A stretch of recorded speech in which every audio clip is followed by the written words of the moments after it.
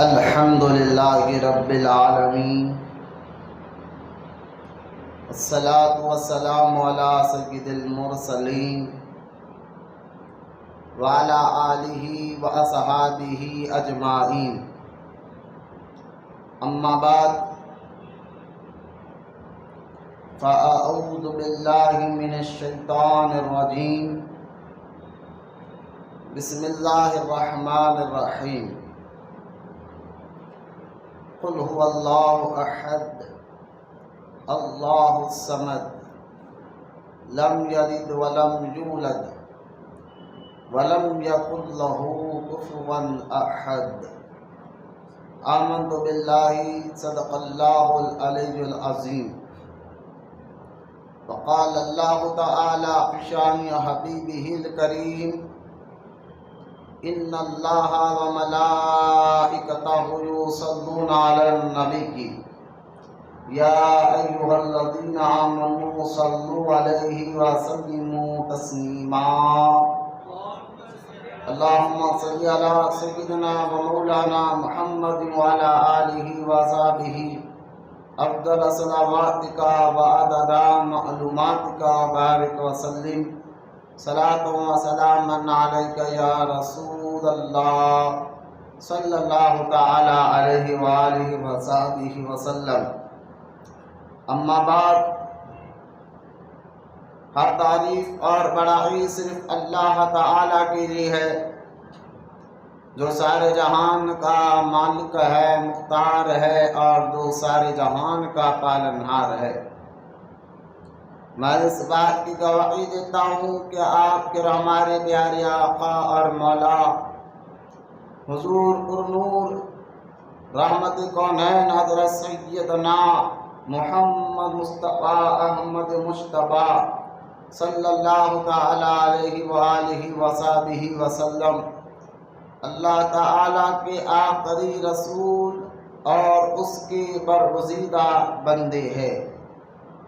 اللہ تعالی حضور اکرم نور مجسم رحمت عالم صلی اللہ تعالی علیہ وآلہ وصحبہ وسلم پر، اہل بیت، صحابہ کرام، تابعین اور تبع تابعین اولیاء امت پر قیامت تک بکثرت رحمتیں اور برکتیں نازل فرماتا رہے۔ محبت سے ایک مرتبہ درود پاک پڑھ لیجیے۔ اللہم صلی علی سیدنا و مولانا محمد وعلی آلہ وصحبہ افضل صلواتک وعدد معلوماتک وبارک وسلم، صلاۃ و سلام علیک یا رسول اللہ صلی اللہ تعالی علیہ وآلہ وصحبہ وسلم۔ معزز سامعین، السلام علیکم ورحمۃ اللہ وبرکاتہ۔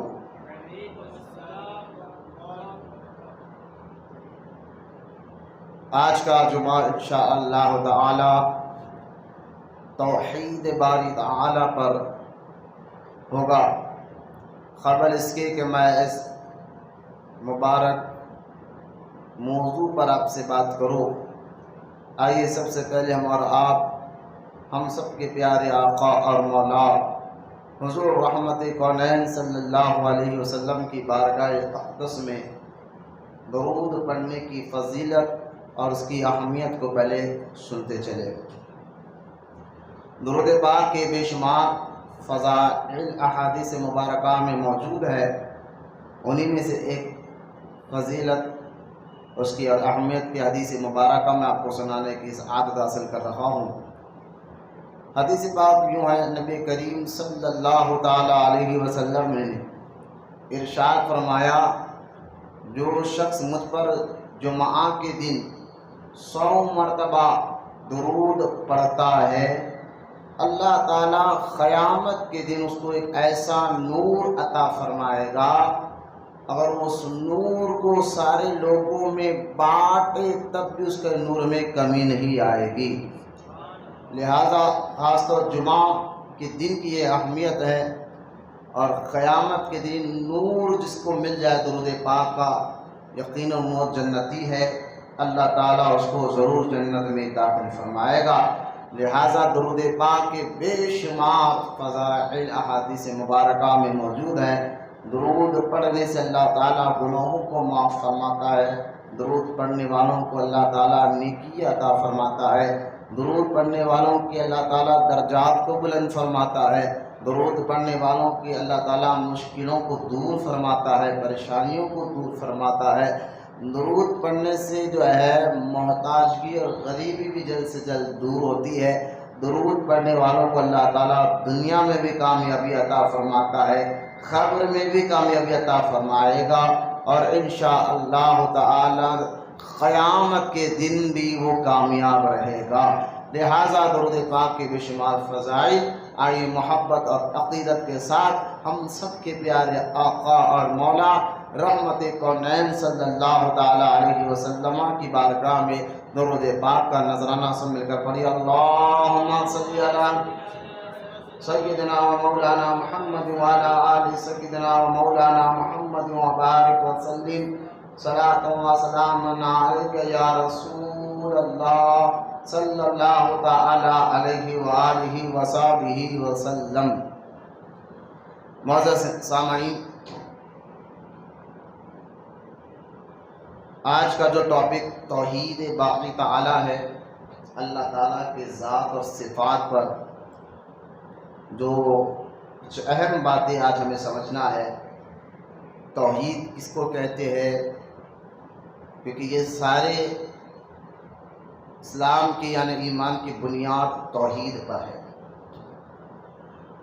تو اللہ تعالیٰ کے پر کس طرح کا ایک مسلمان کو عقیدہ اور یقین رہنا چاہیے، جس کے بغیر اس کی کوئی عبادت کام نہیں آئے گی جب تک وہ اس یقین میں مکمل اور مضبوط نہ ہو جائے۔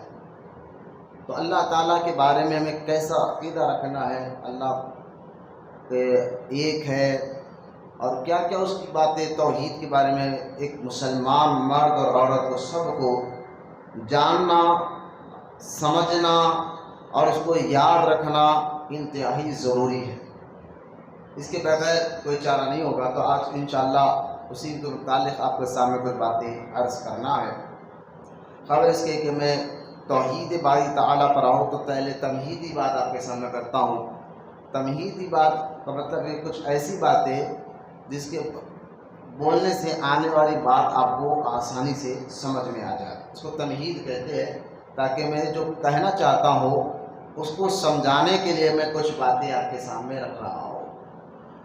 دیکھیں، سب سے پہلے تو یہ جو کائنات اللہ تعالیٰ نے بنائی ہے، اس کائنات کو بنانے کا مقصد کیا ہے؟ یوں ہی بیکار اللہ تعالیٰ نے اس کائنات کو نہیں بنایا۔ جیسا کہ اللہ تعالیٰ نے قرآن پاک سورۃ المومنین میں، سورۃ المؤمنون میں اللہ تعالیٰ ارشاد فرماتا ہے کہ افا حسبتم انما خلقناکم ابصا وانکم الینا ترجعون۔ بیٹھے تو بیٹھو، تو باہر اٹھے لوگ میاں بچوں کو سمجھاؤ تو باہر کرو۔ دیکھو، یہ آیت کا معنی میں آپ کو انشاءاللہ بتاؤں گا، جس میں اللہ تعالیٰ ارشاد فرماتا ہے کیا تم یہ گمان کرتے ہو کہ ہم نے تمہیں یوں ہی پیدا کیا، بیکار پیدا کیا ہے؟ یہ تم ہمارے جانب نہیں لوٹا ہو جاؤ گے۔ یہ آیت کا ترجمہ میں نے سورہ مومن کی آپ کے سامنے پڑھا ہے۔ یہ زمین یا آسمان یا چاند یا ستارے، اگر آپ غور کریں، تھوڑے اپنی عقل سے بھی اس پر بات پر توجہ کریں، کیوں بنائے گئے، تو آپ اس کو سمجھنے کے لیے میں آپ کو بتا رہا ہوں۔ دیکھیں، اگر ہم زمین کو دیکھیں تو زمین ہو، آسمان ہو، زمین، آسمان، ہوا، پانی، آگ، یہ سارے چیزیں اگر ہم اس پر غور کریں، جو کائنات جس سے بنی ہوئی ہے، چاند، سورج، ستارے، ان تمام چیزوں پہ اگر ہم غور کریں تو ہمیں سمجھ میں آتی ہے کہ یہ سارے چیزیں جو ہے نا انسان کے لیے بنایا گیا ہے۔ مثال کے طور پر اگر زمین ہے، انسان نہیں رہتا، تو اس سے زمین کو کوئی نقصان نہیں ہے. زمین ہے لیکن انسان نہیں رہتا تو اس سے جو ہے نا زمین کو کوئی نقصان نہیں ہوتا. لیکن انسان رہتا اور زمین نہیں رہتی تو پھر بڑی مشکل کی بات ہوتی ہے کہ انسان پھر زمین پہ اپنے گھر کہاں بناتا, کہاں بیٹھتا, کہاں رہتا. تو معلوم کیا ہے, زمین جو آپ دیکھ رہے ہیں دنیا میں یہ اللہ نے انسانوں کے لیے بنایا. اسی طرح اگر آپ پانی کو دیکھ لیں, سمندروں کو, تالابوں کو یا پانی برسنے کو دیکھ لیں, اس پر بھی اگر آپ غور کریں تو اگر انسان نہیں رہتا اور پانی رہتا, سمندر جیسا تمام تالابوں کو دیکھ لیں, اگر پانی رہتا اور انسان نہیں رہتا تو اس سے پانی کا کچھ نقصان نہیں ہوتا. لیکن اگر انسان ہے, اگر پانی نہیں رکھا جاتا تو پھر انسان پانی کے بغیر جی نہیں سکتا. لہذا یہ آسمان سے برسنے والا پانی ہو, تالاب ہو, سمندر ہو, یہ پانی اللہ تعالیٰ نے انسانوں کے لیے بنایا ہے. زمین کو انسانوں کے لیے بنایا ہے, پانی اور سمندر کو اللہ تعالیٰ نے انسانوں کے لیے بنایا ہے. اسی طرح اگر ہوا کو دیکھ لیں, ہوا, اس کو بھی تھوڑی اپنی عقل سے ان باتوں کو سمجھے. اگر یہ ہوا ہے اور انسان نہیں رہتا تو اس سے ہوا کو کچھ نقصان نہیں پہنچتا. لیکن اگر انسان رہتا اور ہوا نہیں رہتی تو یقیناً اس سے جو ہے پھر انسان کو جینا مشکل ہو جاتا, سانس لینا مشکل ہو جاتا. معلوم کیا ہوا, یہ ہوا بھی اللہ تعالیٰ نے انسانوں کے لیے بنایا. زمین ہو, پانی ہو, ہوا ہو. اگر آپ آگ کی بات لیں, آگ ہے اور انسان نہیں رہتا تو آگ کا کچھ نقصان نہیں ہے. لیکن انسان ہے اور اگر آگ نہیں رہتی تو پھر انسان کو بہت سے ایسے کام جو آگ سے ہوتے ہیں تو پھر وہ جینا انسان کا مشکل ہو جاتا. معلوم کیا ہوا, یہ آگ بھی اللہ تعالیٰ نے انسانوں کے لیے بنایا. آسمان کو دیکھ لیں, چاند کو دیکھ لیں, تاروں کو دیکھ لیں, یہاں سے آپ اپنی عقل دوڑاتے جائیں, پہاڑوں کو, جھاڑوں کو. اگر یہ نہ ہوتے تو انسان کو رہنا مشکل ہوتا. اگر انسان زمین پر نہیں ہوتا تو نہ آگ کا کچھ بگڑتا ہے, نہ ہوا کا, نہ پانی کا, نہ پہاڑوں کا, نہ زمین کا, نہ آسمان کا. اس سے کوئی نقصان ہی نہیں ہوتا. ہاں اگر انسان رہتا اور یہ چیزیں نہیں رہتی تو پھر انسان کا جینا مشکل ہو جاتا. معلوم کیا ہوا, یہ مثال دے کر میں آپ کو سمجھا رہا ہوں کہ اللہ تعالیٰ نے زمین و آسمان, چاند اور سورج, تارے اور ہوا, پانی, آگ, مٹی, یہ سب اللہ تعالیٰ نے انسانوں کے لیے پیدا فرمایا ہے. یہ مثال سمجھنے کے بعد اب آگے بڑھتے ہیں. جب آپ یہ سمجھ گئے کہ سارے کائنات کو اللہ تعالیٰ نے انسانوں کے لیے پیدا فرمایا ہے تو سوال اٹھتا ہے کہ انسان کو اللہ تعالیٰ نے کس لیے پیدا فرمایا. جیسا کہ آپ دیکھیں سورہ مومن کی جو آیت میں نے پڑھی ہے, یعنی اے لوگو, جس میں اللہ فرماتا افا حسبتم, اے لوگو کیا یہ تم گمان کرتے ہو, تم یہ سوچتے ہو کہ ہم نے تمہیں یوں ہی پیدا کر دیا, یہ کیا تم ہماری جانب لوٹائے نہیں جاؤ گے. یہ ایک آیت. ایک اور آیت سورہ سعاد میں اللہ تعالیٰ ارشاد فرماتا ہے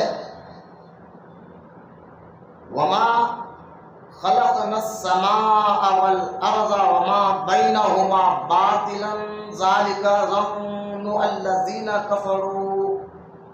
اللہ ارشاد فرماتا ہے اور ہم نے آسمان, زمین اور اس کے مابین اشیاء کو بیکار پیدا نہیں کیا. یعنی زمین اور آسمان کے بیچ جتنی چیزیں ہیں اللہ فرماتا ہم نے اس کو بیکار پیدا نہیں کیا. اور یہ کہ تم ہماری بیکار پیدا نہیں کیا, انہیں بیکار سمجھنا, یعنی زمین, آسمان اور بیچ میں جتنی چیزیں ہیں اس کو بیکار سمجھنا, یہ کفار کا گمان ہے. یہ دو آیت. اور ایک آیت مبارکہ سورہ دخان کی. میں یہ سارے بتا رہا ہوں کہ اللہ تعالیٰ نے کائنات کو کیوں پیدا کیا؟ انسانوں کے لیے. انسان کو کس لیے پیدا کیا گیا؟ تو میں آپ کو پہلے قرآن سے حوالہ دے رہا ہوں. جو مومن کی میں نے آیت پڑھی، سورہ سواد کی میں نے آیت پڑھی، 2 آیتیں میں نے آپ کے سامنے پڑھی جس میں اللہ تعالیٰ ہمیں سمجھا رہا ہے کہ تمہیں بیکار پیدا نہیں کیا گیا. آگے آپ دیکھیں اللہ تعالیٰ سورہ دخان میں ارشاد فرماتا ہے وَمَا خَلَقْنَا السَّمَاوَاتِ وَالْأَرْضَ وَمَا بَيْنَهُمَا لَاعِبِينَ. اللہ ارشاد فرماتا ہے اور ہم نے آسمان اور زمین اور ان کے مابین چیزوں کو بطور کھیل پیدا نہیں کیا. زمین آسمان بیچ میں رہنا چیزوں کو ہم نے کھیل کے طور پر نہیں بنایا. کیوں بنایا؟ یہاں پہ آگے میں انشاءاللہ اللہ کا فرمان سنا ہوگا. یہ 3 آیت مبارکہ. ایک اور آیت مبارکہ جس میں اللہ فرماتا ہے کہ ہم نے کائنات کو اور انسانوں کو یوں ہی پیدا نہیں کیا. وہ آیت مبارکہ سورہ ال عمران کی جس میں اللہ تعالیٰ ارشاد فرماتا ہے. میں ترجمہ آپ کے سامنے پڑھ دیتا ہوں. سورہ ال عمران آیت نمبر 191 میں اللہ ارشاد فرماتا ہے جو اللہ کو کھڑے بیٹھے کروٹ کے بدل بند لیٹ کر یاد کرتے ہیں اور آسمان اور زمین کی پیدائش میں غور کرتے ہیں. جیسا کہ میں بھی مثال دیا ہوں، آپ غور کریں ان باتوں پر کہ زمین کیوں بنائی گئی، آسمان کیوں بنایا گیا، ہوا کیوں پیدا کی گئی، آگ کیوں پیدا کی گئی، آگ جو ہے چاند تارے سورج سمندر پانی کیوں بنائے گئے. یہ سارے انسانوں کے لیے بنائے گئے. تو اب اللہ پاک بھی جو سورہ ال عمران میں فرما رہا ہے جو اللہ کو کھڑے بیٹھے کروٹ کے پر لیٹے یاد کرتے ہیں اور آسمان اور زمین کی پیدائش پر غور کرتے ہیں. یہ کیوں بنائے گئے کرتے ہیں. اور وہ لوگ عرض کرتے ہیں اے ہمارے رب تو نے اسے بیکار نہیں بنایا، تجھے یقیناً بے کاموں سے پاکی حاصل ہے، بس تو ہمیں آگ کے عذاب سے بچا لے. تو جو لوگ اللہ کو لے کر وہ کہتے ہیں اللہ یہ زمین آسمان یہ ساری چیزیں میں آگے بتاؤں گا انشاءاللہ تو نے بیکار نہیں بنایا، انسانوں کے لیے بنائے گئے ہیں. پھر اور ایک آیت مبارکہ جو اللہ تعالیٰ ارشاد فرماتا ہے، یہ میں آپ کو 4تھی آیت مبارکہ پڑھ کر سنا رہا ہوں. اللہ ارشاد فرماتا ہے یعنی اور ضرور بے شک ہم نے اولاد آدم کو عزت اور شرف سے نوازا اور انہیں ہم زمین پر خلافت عطا فرمائیں گے. یہ آیت مبارکہ بھی ہمیں بار بار تنبیہ کر رہی ہے کہ زمین آسمان چاند اور سورج ستارے یہ تو انسانوں کے لیے بنائے ہیں. اب انسان کو کس لیے بنایا گیا ہے؟ دیکھیں ایک مزدور جب مزدوری کے لیے جاتا ہے اس کو پتہ ہی نہیں کہ کام کیا کرنا ہے، اس کو یہ پتہ ہی نہیں کہ کام کا کیا کرنا ہے، تو وہ کام کیسے کرے گا؟ جو اس کو پتہ ہی نہیں کہ کرنا کیا ہے تو وہ کام کیسے کرے گا؟ جب وہ کام کرے گا نہیں تو اس کو مزدوری ملے گی کہاں سے؟ لہٰذا ایک مزدور کو بھی پہلے معلوم ہونا چاہیے کہ وہ کام کیا کرنا ہے. اس کو جب وہ کام معلوم کرے گا وہ تب کام کر پائے گا، تب اس کو مزدوری ملے گی. اسی طرح ایک انسان کو جب یہ سمجھ میں آ جائے کہ زمین آسمان چاند سورج ستارے سے اللہ تعالیٰ نے انسانوں کے لیے بنایا ہے تاکہ انسان ان سے فائدہ اٹھائے، انسان ان سے فائدہ اٹھاتے بھی ہے. اب جتنے کہ یہ آج کو ترقی کا دور ہے، ٹیکنالوجی کا دور ہے، آج سب جانتے ہیں کہ ایک انسان جو ہے ہواؤں سے کیا کام لیتا ہے، پانی سے کیسا کام لیتا ہے، چاند تاروں سے کیسا کام لیتا ہے، سورج سے کام لے رہا ہے، زمین سے کام لے رہا ہے. یہ تو ٹیکنالوجی کے دور میں یہ سب کو سمجھ میں آتا ہے. لیکن میں آپ کو یہ بتانا چاہ رہا ہوں اللہ خود فرماتا ہے ہم نے تمہیں بیکار بنایا نہیں ہے. یہ کائنات جو دیکھ رہے ہو یہ انسانوں کے لیے بنایا ہے، لیکن تمہیں کس لیے بنایا گیا پہلے تم یہ مقصد کو ذہن میں رکھو.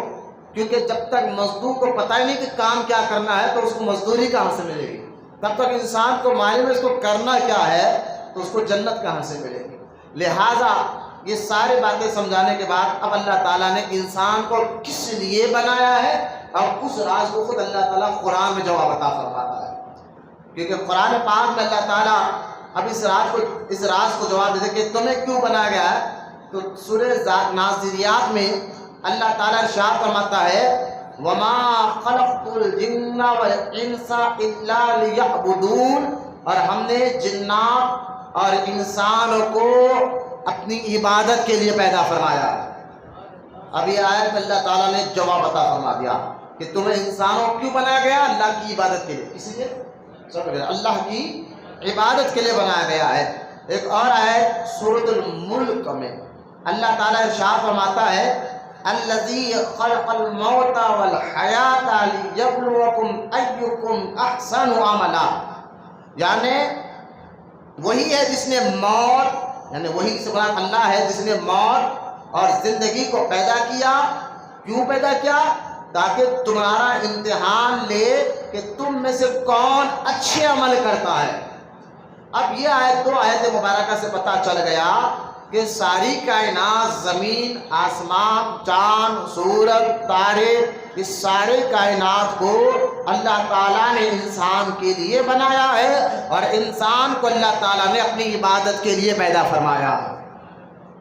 جب اللہ تعالیٰ نے یہ واضح طور پر اعلان فرما دیا کہ ہم نے تمہیں اپنی عبادت کے لیے پیدا فرمایا ہے، اب آگے بڑھتے ہیں.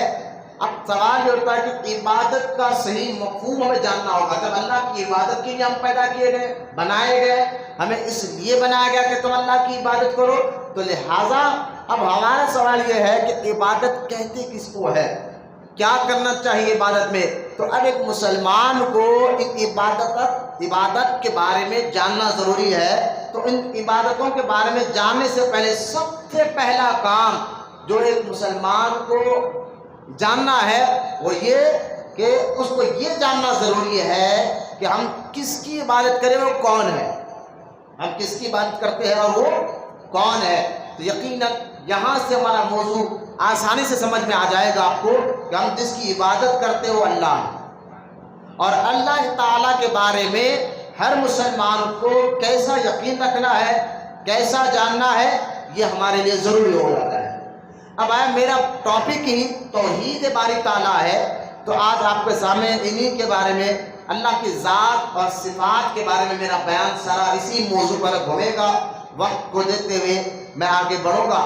آپ دیکھیں، جب ہمیں یہ معلوم ہو گیا کہ اللہ تعالیٰ نے ہمیں اپنی عبادت کے لیے پیدا فرمایا ہے، تو سب سے پہلے ایک مسلمان کو اللہ کے بارے میں جاننا ضروری ہے کہ اللہ ہے، کون ہے، وہ ایک ہے یا دو ہے یا تین ہے، معاذ اللہ وہ ایک ہی ہے. ایک ہے تو ایک کیوں ہے، یہ ساری باتیں انشاءاللہ آپ کو سمجھنا ہے.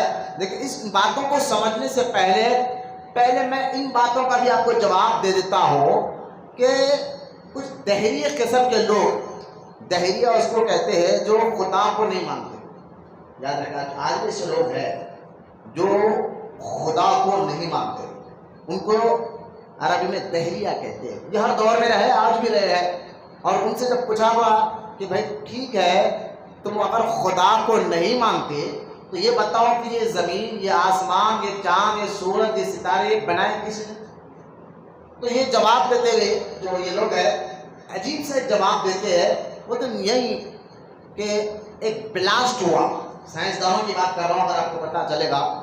کہتے کہ جو کائنات بنی ہے نا، یہ بنائی کیسے؟ بولے نے ایک زمین میں بلاسٹ ہوا اور بلاسٹ ہونے سے زمین پھیل گئی، بس بن گیا. دیکھ کتنی یعنی کم عقلی کی بات ہے کہ یہ جو کہہ رہے ہیں، پڑھایا جا رہا ہے اس کو کہ ایک بلاسٹ ہونے سے جو ہے زمین پھیل گئی اور کائنات بن گئی. تو ہمارا ایک سوال یہ ہے کہ بھائی ایسا کیسا وہ بلاسٹ تھا جو زمین میں پھٹا تو ایسی کائنات بنی جو ہر جگہ اپنی جگہ برابر ہے. یعنی اس کی بناوٹ پر بھی غور کرے. اگر خود بخود زمین پھٹ کر کائنات بن جاتی تو جو آپ پہاڑوں کو دیکھ لیں، جھاڑوں کو دیکھ لیں، زمین کو دیکھ لیں، سمندر کو آپ دیکھ لیں، چاند سورج کو دیکھ لیں، چاند جو آسمانوں پر ہے اگر نیچے آ جائے، جس وقت چاند کی جو اونچائی ہے، ذرا غور سے سنیں آپ، چاند جس مقام پر ہے اس مقام سے اگر نیچے آ جائے تو پوری دنیا میں ٹھنڈک آ جائے، دنیا جو ہے پھر ٹھنڈ سے مر جائے پر انسان. تو یہ چاند اپنی جگہ پہ ہے، نہ اوپر جاتا ہے نہ نیچے آتا، اپنی جو مقام پر ہے. اگر اوپر چلے جائے تو بھی مشکل، نیچے آ جائے تب بھی مشکل. اسی طرح سورج جو مقام پر ہے، اگر سورج اپنے مقام پہ جو شروع کائنات اللہ نے جب سے بنے تب سے اپنے مقام پر سورج ہے، اگر سورج زمین کے نیچے آ جائے، جب اپنے مقام سے ہٹ کر نیچے آ جائے تو پوری دنیا جل جائے اس کی تپش سے. اگر اوپر چل جائے تب بھی پریشانی. تو چاند اپنی جگہ کھڑا ہوا ہے جب سے کائنات بنی, سورج اپنی جگہ ہے. اب سمندر کو دیکھ لیا آپ, سمندر کتنے گہرائی کا معاملہ ہوتا ہے, سمندر کتنے گہرا, لیکن زمین کے اس لیول پر ہے. اگر اوپر آ جائے تو پوری دنیا ڈوب جائے. زمین کے اس لیول پر سمندر ہے, اگر ذرا اوپر آ جائے تو پوری دنیا ڈوب جائے. تو یہ سمندر, ان باتوں کو غور کریں آپ, یہ سمندر اپنی جگہ لیول زمین کا ہے. یہ کون سا بلاس تھا جو سمندر کو اپنی جگہ رکھ رہا ہے, چاند کو اپنی جگہ رکھ رہا ہے, تاروں کو اپنی جگہ رکھ رہا ہے, سورج کو اپنی جگہ رکھ رہا ہے. تو ایک عقل مند بھی اس بات کو کہے گا یہ نہیں ہو سکتا کہ بلاسٹ ہو جائے اور اتنی بڑی کائنات بن جائے. یقیناً اس کو بنانے والا رب کی ذات موجود ہے جو اپنی جگہ ہر چیز کو فٹ رکھا. بھائی اگر میں ایک اور آسان مثال دے کر رہا ہوں, جو یہ لوگ کہتے ہیں نا, جو خدا کا انکار کرنے والے جو لوگ یہ کہتے ہیں کہ زمین پھٹی اور کائنات بن گئی, میں ان سے دوسرا سوال کرتا ہوں. دیکھیے پھگے میں, بلون میں اگر ہم ہوا پھونکے اور اس کو پھوڑے تو مجھے بتائے جب وہ پھوڑتے تو ایک دم لیول نہیں پھوڑتا, کہیں پر چھوٹا کہیں پر بڑا ایسا ہو جاتا ہے. میں نے کہا یہ ایک پھگا اگر ہم پھونک کے پھوڑ دے وہ اپنی جگہ لیول نہیں پڑتا, کہیں پر چھوٹا ہو جاتا ہے کہیں پر بڑا ہو جاتا ہے. تو یہ کائنات تم کہتے ہو بس ایک بلاسٹ ہوا اور زمین پھیل گئی بن گئی. میں نے کہا یہ کون سا معاملہ ہے کہ اگر بلاسٹ ہونے پر زمین کائنات وہ بھی اتنے بالکل لیول پر آ جائے, یہ کیسے ہو سکتا ہے؟ عقل اس بات کا انکار ہی نہیں مانتی نہیں کہ جو ہے کہ بلاسٹ ہو مان جائے, اس کو ماننا پڑے گا اس بناوٹ کو دیکھ کر. بھائی ایک گھر کو اگر ہم نے دیکھا تو دیکھ کر آپ یہ تھوڑی کر سکتے یار اتنا خوبصورت گھر بنا, خود بخود بن گیا. ہم لیں گے نہیں مولانا اس کو بنایا گیا ہے. تو جب ایک گھر کو دیکھ کر آپ عقل لڑائے گئے, اتنا خوبصورت گھر جو اپنی جگہ دروازے اپنی جگہ اچھی نظر آ رہے ہیں, کھڑکیاں اپنی جگہ اچھی نظر آ رہے ہیں, اور جو ہے دیواریں اپنی جگہ اچھی نظر آ رہے ہیں, کلر اپنی جگہ اچھا نظر آ رہا ہے, اتنا خوبصورت کاریگر, آپ کہیں گے یہ خود بخود بنا؟ آپ کہیں گے نہیں مولانا اس کو بنایا گیا ہے. تو میں آپ کو یہی تو سمجھانا چاہ رہا ہوں, یہ جو لوگ یہ کہتے ہیں کہ زمین پر بلاسٹ ہوا اور ساری کائنات بن گئی, ایسا نہیں ہے. کہ اگر ساری کائنات خود بخود بن جاتی تو اس خوبصورتی سے نہیں بنتی جس خوبصورتی سے آج کائنات بنی ہوئی ہے. زمین اپنی جگہ لیول ہے, سمندر اپنی جگہ لیول ہے, چاند اپنی جگہ برسوں سے ہے, سورج اپنی جگہ برسوں سے ہے, اور یہ ساری کا یہ چیزیں بتا رہی ہے یہ خود بخود نہیں, اس کو بنایا گیا ہے اور بنانے والے کی ذات اللہ تعالیٰ کی ہے. یہ عقل, کیونکہ اللہ خود قرآن میں غور کرو اس کائنات پر. تو غور کرنے کے میں آگے بڑھتا ہوں. تو دہری قسم کے لوگ جو ہے وہ خدا کا انکار کرتے ہیں. اور اگر ہم عقل سے بھی بات کو سمجھے, جیسا کہ آپ دیکھیں امام اعظم ابو حنیفہ رحمۃ اللہ تعالیٰ علیہ, ان کے پاس ایک دہریہ آ کے کہتا ہے کہ میں اللہ ہے نہیں مانتا. جب بولے کیوں؟ بولے نہیں یہ کائنات خود بخود بن گئی, بس ایک زمین میں بلاسٹ ہوا کائنات بن گئی, میں خدا کو نہیں مانتا. تو امام اعظم ابو حنیفہ سے اس نے چیلنج کیا اس بات کا, آپ ثابت کرے کہ خدا ہے, ثبوت دے, ثابت کرے تو میں مانوں گا. اور وہ دہری جو ہے نا قرآن حدیث کی بات نہیں مانتے. یاد رکھیے جو دہریہ قسم کے لوگ ہوتے ہیں وہ قرآن کو مانتے ہی نہیں, نہ حدیث کو مانتے. آپ کہیں گے میں ٹھیک ہے میں ثابت کرتا ہوں قرآن سے حدیث سے, وہ نہیں مانتے. لہٰذا ان کو عقل سے بات سمجھانا ہوتا ہے. تو امام اعظم ابو حنیفہ رحمۃ اللہ تعالیٰ کو بلایا گیا کہ آپ اس کا جواب دیں, یہ بہت چیلنج کر رہا ہے. تو آپ نے کہا کہ ٹھیک ہے میں آتا ہوں. آپ کو آنے میں محفل میں کچھ دیر ہو گئی. جب دیر ہو گئی تو جب امام اعظم ابو حنیفہ اس محفل میں آئے, آنے کے بعد جو ہے اب وہ شخص کہنے لگا کہ آپ اتنے بڑے مسلمانوں کے امام ہیں اور آپ کو آنے میں اتنی دیر کیوں لگ گئی؟ امام اعظم ابو حنیفہ رحمۃ اللہ تعالیٰ علیہ نے اس کو جواب دیا. دہریہ ہے ذہن میں رکھے جو خدا کو نہیں مانتا, اس کو جواب دے رہے امام اعظم. امام اعظم نے فرمایا کہ اگر میں تجھ کو ایک بات کہوں کہ میں راستے سے آ رہا تھا تو میں نے دیکھا اچانک جھاڑ خود بخود گر گیا اور خود بخود اس کی لکڑیاں کٹنے لگے, اور لکڑیاں کٹ کر ایک کشتی خوبصورت بن گئی, اور وہ کشتی تالاب میں چلے گئی. اس کو چلانے والا کوئی نہیں تھا ملا, وہ ادھر کے لوگوں کو ادھر چھوڑ رہی ہے, ادھر کے لوگوں کو ادھر چھوڑ رہی ہے, اور وہ کشتی لوگوں سے پیسہ وصول بھی کر رہی ہے. کیا تم اس بات کو مانے گا؟ وہ دہریہ کہنے لگا یہ کیسے ہو سکتا ہے کہ جھاڑ خود بخود گر گیا، کشتی خود بخود بن گئی، اور ایک تالاب میں خود بخود لوگوں کو ادھر سے ادھر چھوڑنے لگے، ادھر سے ادھر چھوڑنے لگے، جبکہ چلانے والا ملا نہیں ہو، کشتی چلانے والا بھی نہیں ہے، اور یہ کیسے ہو سکتا ہے؟ تو امام اعظم ابو حنیفہ نے کہا بس یہی جواب تجھے دینا تھا، جب تو یہ اپنی عقل سے اس بات کو مانتا ہے کہ کشتی خود بخود جب تک بنانے والا نہ ہو تو وہ بن نہیں سکتی، اور جب تک چلانے والا نہ ہو وہ چل نہیں سکتی، جب تیری بات اس عقل کو، تیری عقل سے یہ سوچ جو یہ ممکن ہی نہیں ہے، یہ ہو ہی نہیں سکتا ہے، تو یہ ساری کائنات کو بنانے والا خود بخود کیسے بن سکتا ہے؟ اس ساری کائنات کو بنانے والا اللہ کی ذات مبارکہ ہے۔ اس کو اس عقل سے سمجھایا امام اعظم نے۔ جب اس نے یہ بات سنی تو وہ دہری نے اسی وقت کلمہ پڑھ کر مسلمان ہو گیا۔ یہ دہری اور دور میں کہ میں پہلے آپ کو خدا ہے، اس کا ثبوت قرآن، ہم تو الحمدللہ ایمان رکھتے ہیں قرآن پر، حدیث پر، لیکن عقلی طور پر بھی ان باتوں کو سمجھا رہا ہوں تاکہ کوئی کل کوئی مل جائے آپ کو، آج کے دور میں مل لیں گے آپ کو جو خدا کو مانتے ہیں، تو ان کو آپ عقلی طور پر بھی جواب دے سکتے ہیں، کیونکہ خدا کا انکار کرنے والے قرآن پر نہیں مانتے، ان کو قرآن کی آیتیں پڑھ کر سنو نہیں مانتے، ان کو حدیثیں پڑھ کر سنو نہیں مانتے، ان کو ان کی عقل سے سمجھانا پڑتا ہے۔ جیسا کہ آپ دیکھیں دہریہ دور میں رہے ہیں آپ، جیسا کہ ایک امام جعفر صادق رضی اللہ تعالیٰ کروڑوں درود و سلام ان کی ذات مبارکہ پر، امام جعفر صادق رضی اللہ تعالیٰ عنہ کے پاس ایک جو ہے نا مشرک آیا اور آ کے کہنے لگا اے امام تم مسلمان کیسے خدا کی عبادت کرتے ہیں جو خدا دکھ نہیں سکتا، جس خدا کو تم دیکھ نہیں سکتے ہو، جس خدا کو تم پکڑ نہیں سکتے ہو، جس خدا کو تم چھو نہیں سکتے ہو، اس خدا کی تم عبادت کرتے ہو؟ بلکہ تم اس خدا کی عبادت کرو جو ہم لوگ کرتے ہیں، ہمارا بت جو ہمارا خدا ہے ہم اس کو دیکھ بھی سکتے ہیں، ہم اس کو چھو بھی سکتے ہیں، پکڑ بھی سکتے ہیں، اس خدا کی عبادت کرو، اور جو خدا دکھتا نہیں تم اس کو چھو نہیں سکتے اس کی عبادت کیسے کر سکتے ہیں؟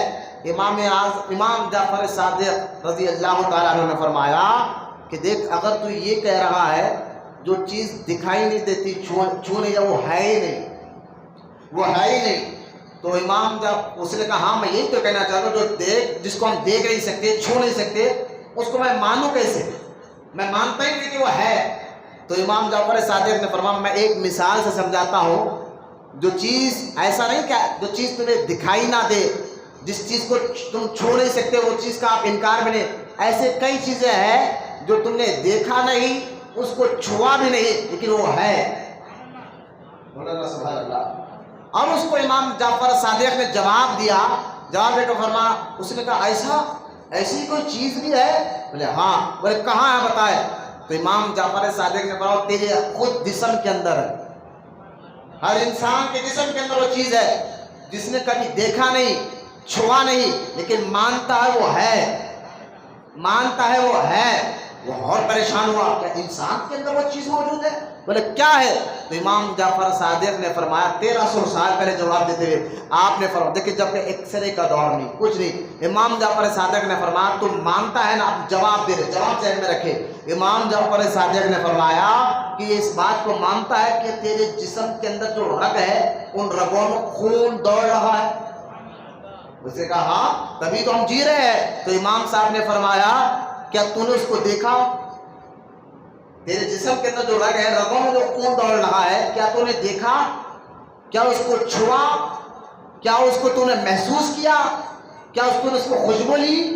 اس نے کہا امام یہ نہیں ہے، لیکن مانتا ہے کہ وہ دوڑ رہے ہیں، لیکن اس کو تو چھو نہیں سکتا، دیکھ نہیں سکتا۔ اگر ہم بھی آج کے دور میں دیکھ رہے تو ایکس رے میں دیکھتے، لیکن یا تو نکال کے دیکھنا پڑتا، لیکن ماننا آپ کو پڑے گا کہ جسم کے اندر جو رگیں ہیں ان رگوں میں خون دوڑ بھی رہا ہے، اسی تو انسان جی رہا ہے۔ امام صاحب نے فرمایا بس یہی تو بات سمجھانا چاہتا ہوں، جس طرح تیرے جسم کے اندر رگوں کے اندر خون دوڑ رہا ہے، تو دیکھ نہیں سکتا، چھو نہیں سکتا، اس کو سونگ نہیں سکتا، لیکن مانتا ہے کہ ہے، اسی طرح ساری کائنات کو بنانے والا رب کی ذات مبارکہ بھی موجود ہے۔ بولے محبت سے سبحان اللہ۔ یہ جواب میں پہلے عقلی طور پر دے رہا ہوں، خدا ہے، اللہ ہے، اس کا جواب آپ کو عقلی طور پر دے رہا ہوں۔ اب آگے آپ دیکھیں کہ ہم مسلمانوں کا عقیدہ یہ ہے کہ اللہ ہے اور قوت والا قدرت والا وہی ہے، جیسا کہ اللہ خود قرآن میں فرماتا ہے ان اللہ علی کل شیء قدیر۔ تو جو دہری ہے ایک تو خدا کو نہیں مانتے، اور دوسرا وہ کہتے ہیں کہ وہ قوت والا ہے، طاقت والا ہے، وہ ہم کیسے مان لے؟ تو ایک دہریہ امام جعفر صادق کی بارگاہ میں پھر آیا، آ کر کہنے لگا کہ آپ مسلمانوں کا عقیدہ یہ ہے کہ اللہ ہے وہی طاقت والا ہے، وہی قدرت والا ہے۔ تو امام صاحب سے اس نے سوال کر دیا کہ اگر اللہ طاقت والا ہے، پہلے تو وہ اللہ کو مانتا نہیں تھا، کہنے کا چلے ٹھیک ہے اللہ ہے اور طاقت والا ہے، قدرت والا ہے، جو چاہے وہ کر سکتا ہے، اللہ جو چاہے وہ کر سکتا ہے۔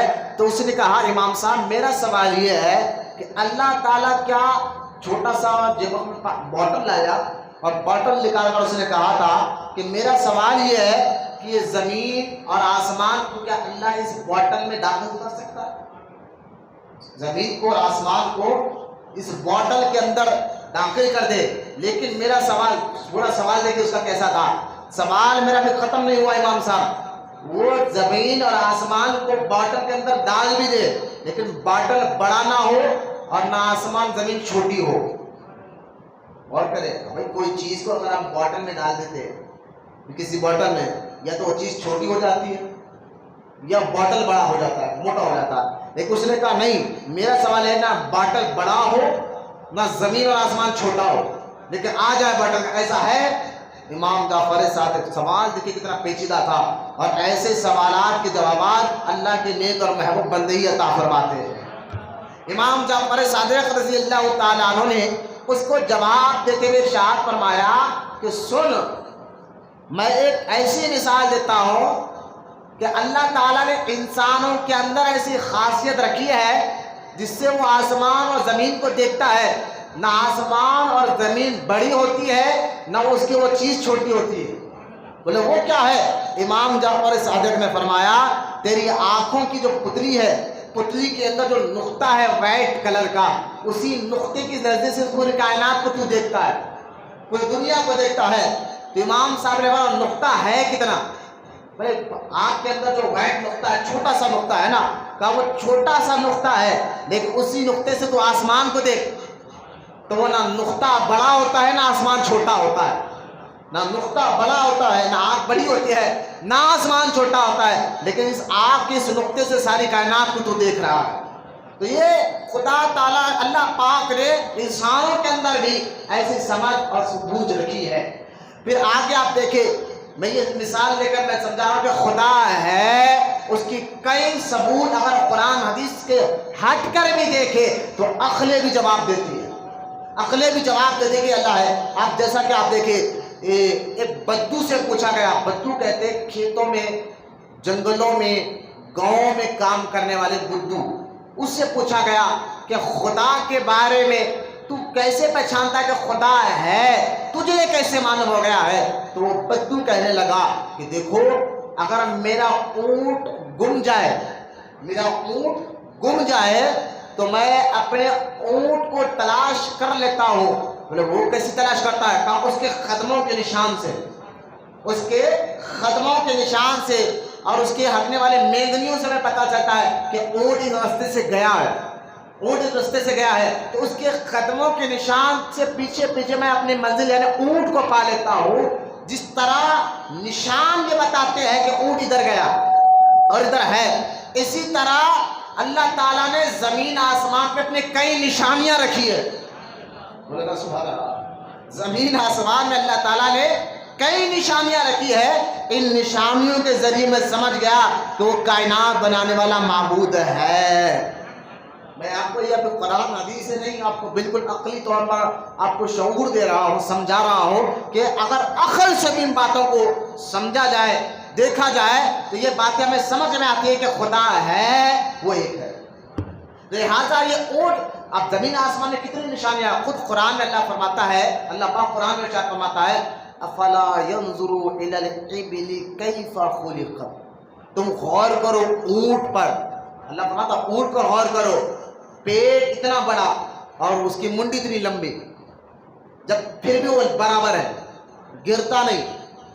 हालांकि सामने का हिस्सा बड़ा और पीछे का छोटा, बात समझ में आती, लेकिन ऊंट पर गौर करो। अल्लाह फरमाता कुरान में, अफला यंजुरु इलल इबिल कैफा खुलिकत, तुम ऊंट लोग ऊंट पर गौर करो कि हमने उसको बनाया कैसे है,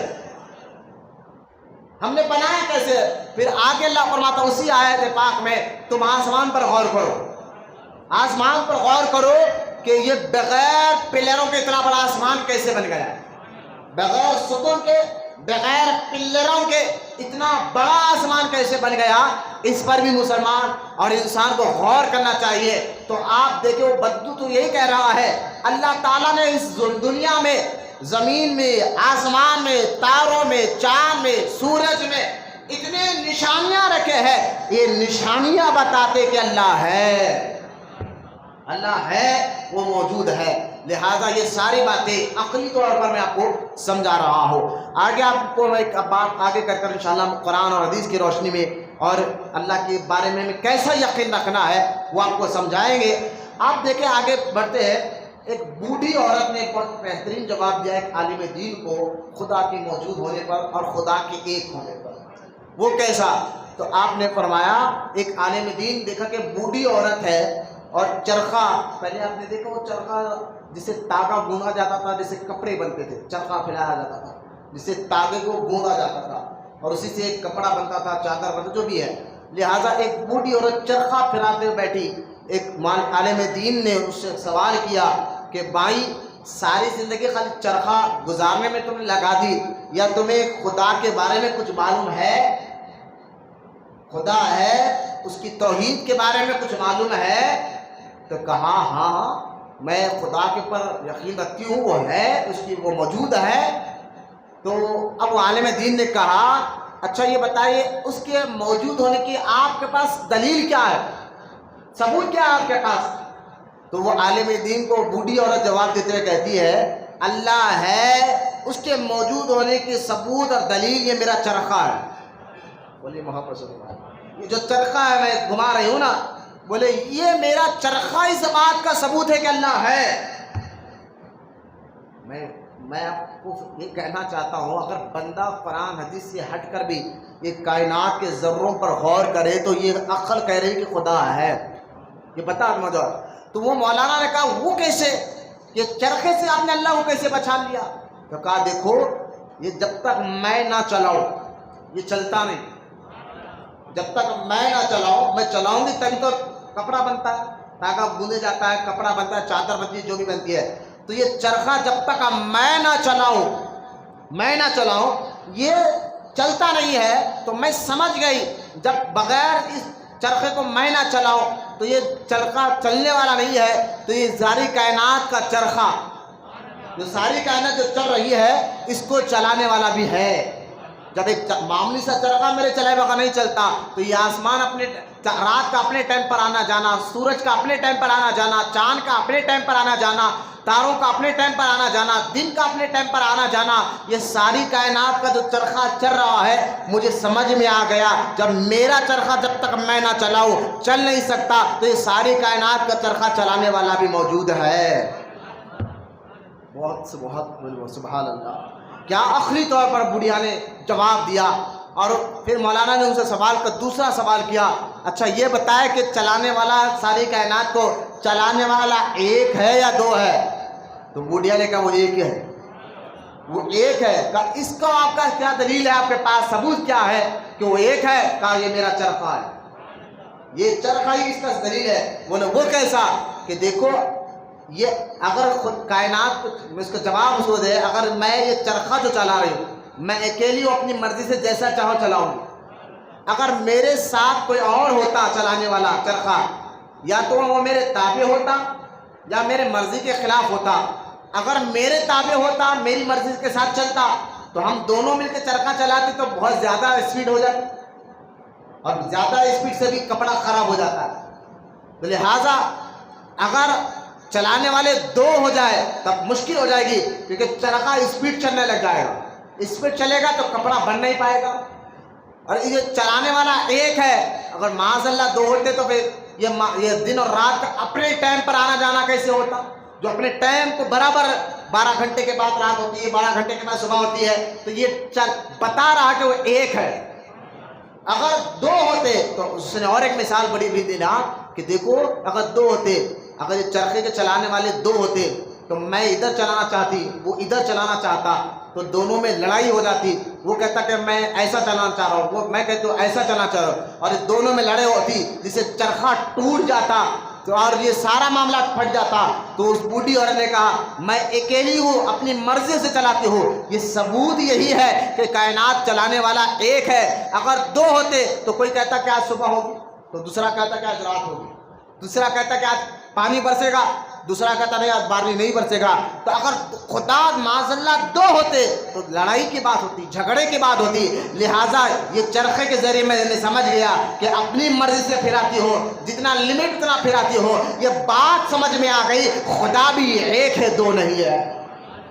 یہ سارے جوابات جو ہے یہ میں آپ کو پہلے عقلی طور پر سمجھا رہا تھا تاکہ آپ کو یہ باتیں آسانی سے سمجھ میں آ جائے کہ اللہ تعالیٰ کی ذات مبارکہ کے اوپر آپ کو یقین کیسے رکھنا ہے، تاکہ آپ کا ایمان اور عقیدہ مضبوط ہو جائے۔ اب آئے یہ ساری باتیں عقلی سے غور سمجھنے کے بعد پہلے میں آپ کو دلائل دے رہا ہوں کہ اللہ تعالیٰ کی ذات اور صفات کے بارے میں یقین کیسے رکھنا ہے۔ ہم پہلا جواب دیتے کہ اللہ ہے اور ایک ہے، ہمارا سوال کا پہلا۔ اب یہ سارے ہم نے عقل سے سمجھ گئے، یہ زمین، یہ آسمان، تارے، چاند، سورج، ستارے، یہ ساری چیزیں بتا رہے ہیں کہ اللہ ہے۔ اب اس کے ایک ہونے کی دلیل کیا ہے؟ میں نے وہ عقلی طور پر بھی بہت جواب دے دیا ہے۔ اب آگے بڑھتے ہیں۔ خود قرآن پاک سورہ ال عمران میں، سورہ بقرہ میں اللہ تعالیٰ ارشاد فرماتا ہے وہ ایک ہے، خود اللہ ارشاد فرماتا ہے۔ اللہ قرآن سورہ بقرہ میں ارشاد فرماتا ہے وَإِلَٰهُكُمْ إِلَٰهٌ وَاحِدٌ وَإِلَٰهُكُمْ إِلَٰهٌ وَاحِدٌ لَا إِلَٰهَ إِلَّا هُوَ الرَّحْمَٰنُ الرَّحِيمُ۔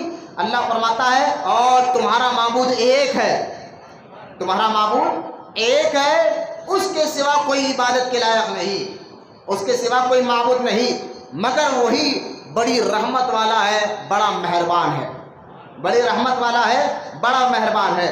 یہ سورہ بقرہ۔ اور ایک آیت میں جس میں اللہ سورہ ال عمران آیت نمبر 18 میں اللہ ارشاد فرماتا ہے شہید اللہ انہ لا الہ الا ہو والملائکۃ واولو العلم قائما بالقسط۔ اللہ ارشاد فرماتا ہے اور اللہ خود کہتا ہے میں گواہی دیتا ہوں۔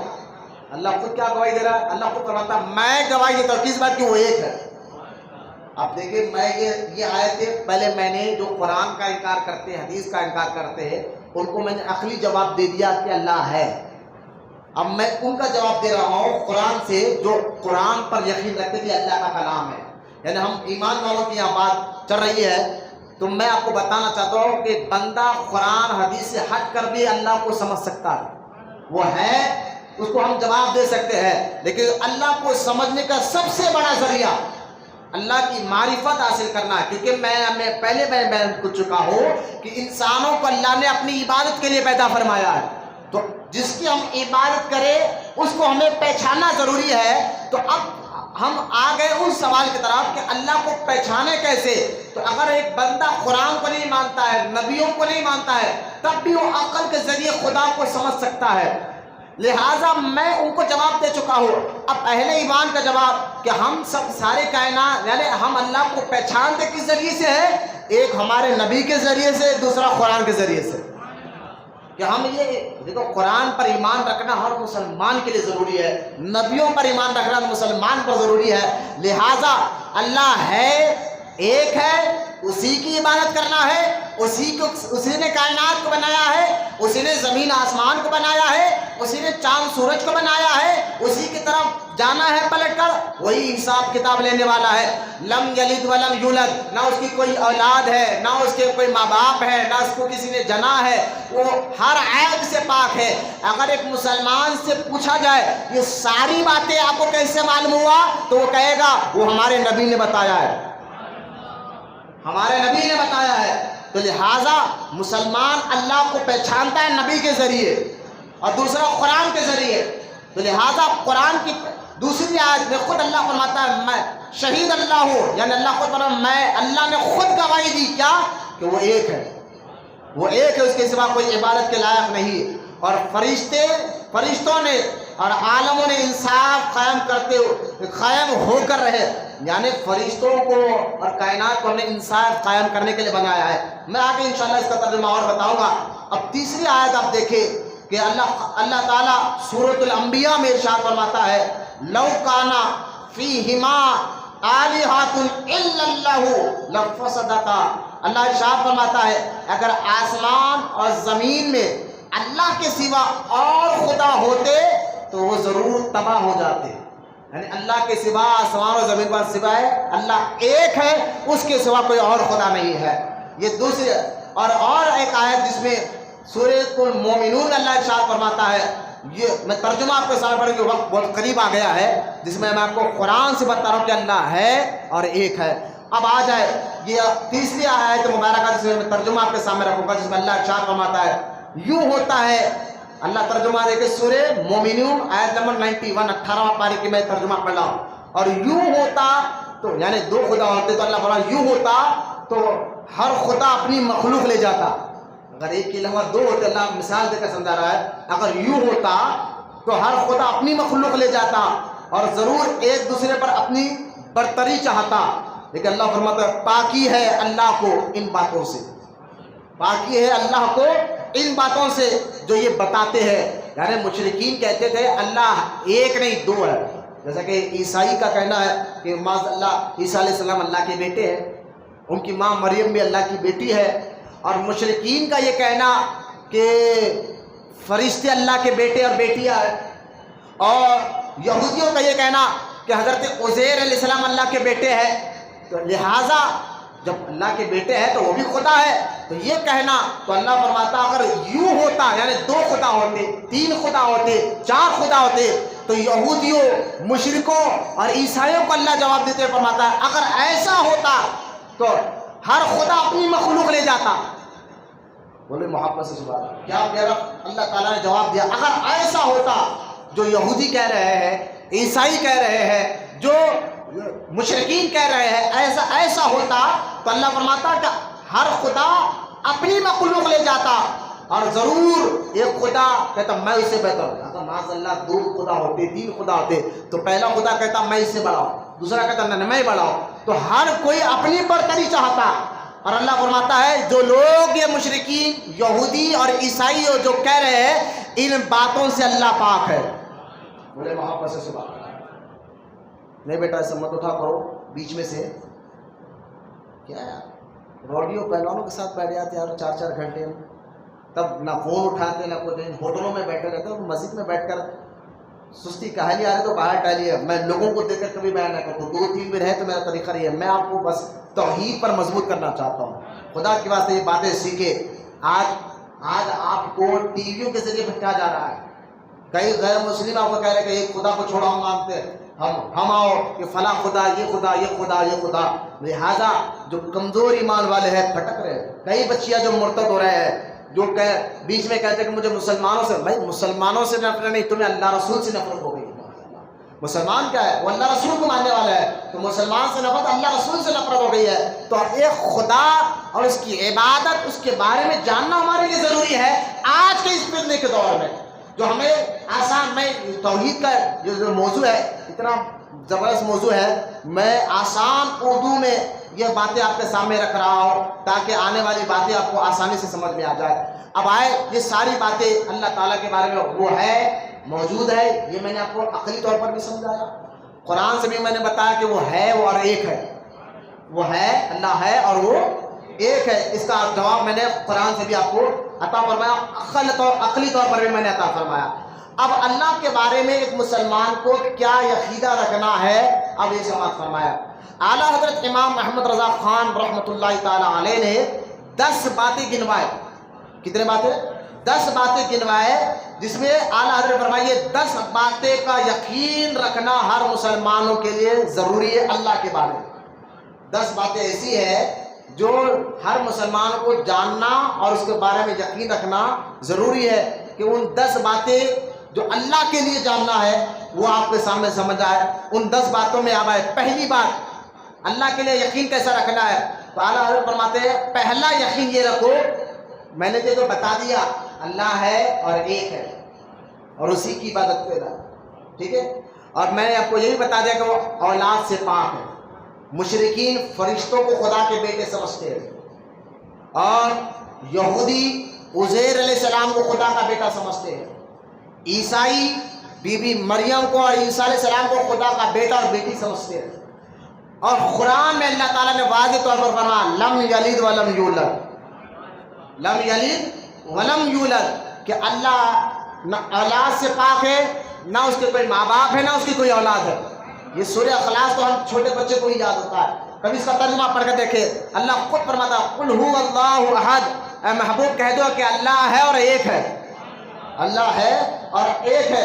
اللہ الصمد، اللہ بے نیاز ہے، یعنی اللہ میں کوئی عیب نہیں، کوئی کمی نہیں. پھر اللہ خود فرماتا ہے لم یلد ولم یولد، نہ اس کی کوئی اولاد ہے نہ اس کو کسی نے جنا ہے. یہ ساری باتیں ذہن میں رکھتے جائیے. اور ولم یکن لہ کفوا احد، وہ ایک ہے.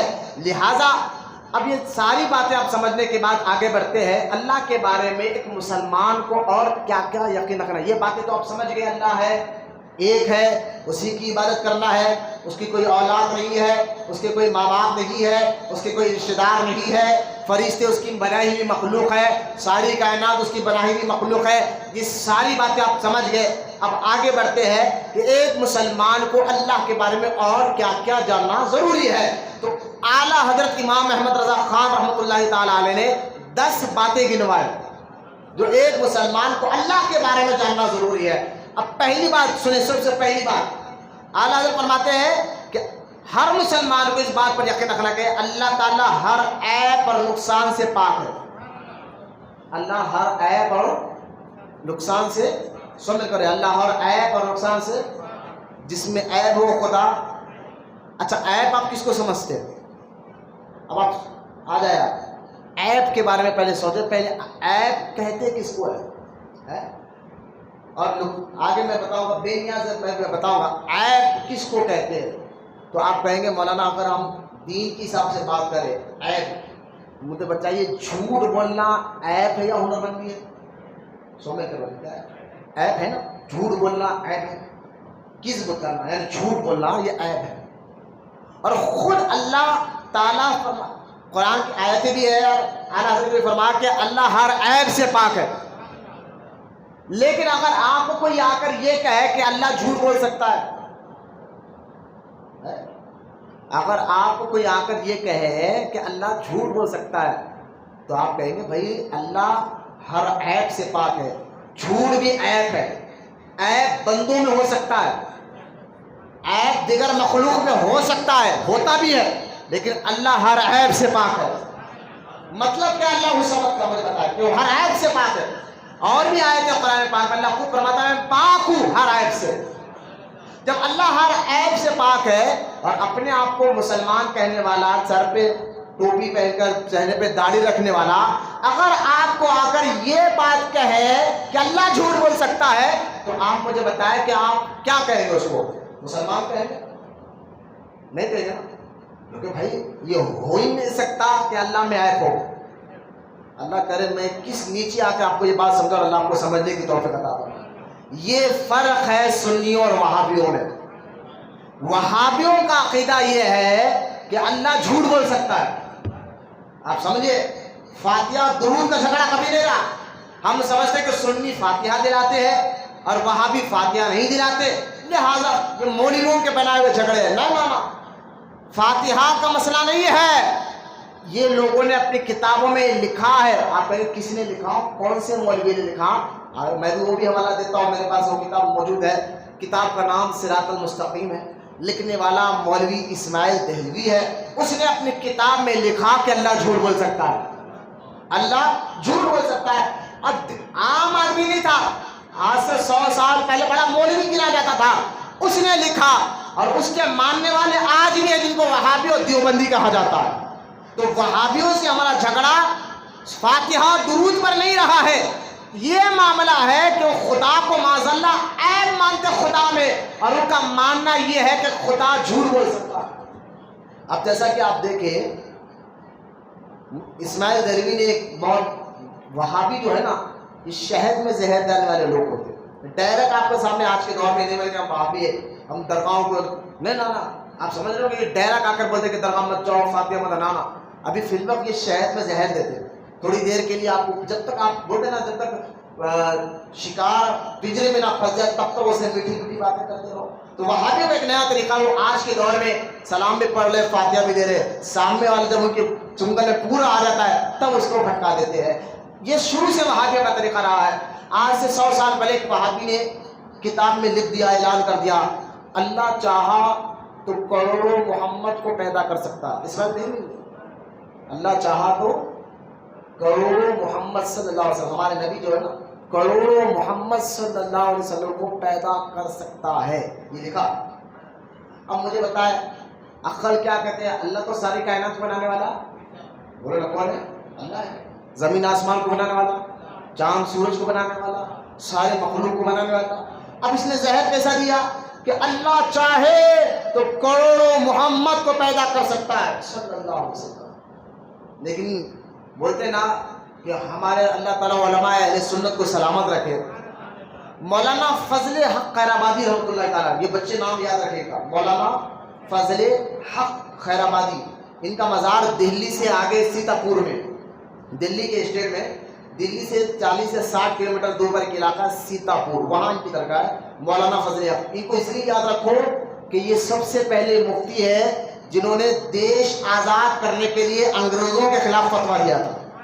ہاں, دیش آزاد کرنے میں مسلمانوں کا بہت بڑا ہاتھ رہا نا. یہ بہت بڑے مفتی ہے, یہ غیر قوم بھی جانتے ہیں, صرف مسلمان ہیں, غیر بھی ان کو پہچانتے ہیں کہ مسلمانوں کے بہت بڑے مولانا تھے جنہوں نے یہ فتویٰ دیا تھا کہ انگریز کے خلاف جہاد کرنا ہندوستان کے مسلمانوں پر لازم ہو گیا اور فرض ہو گیا.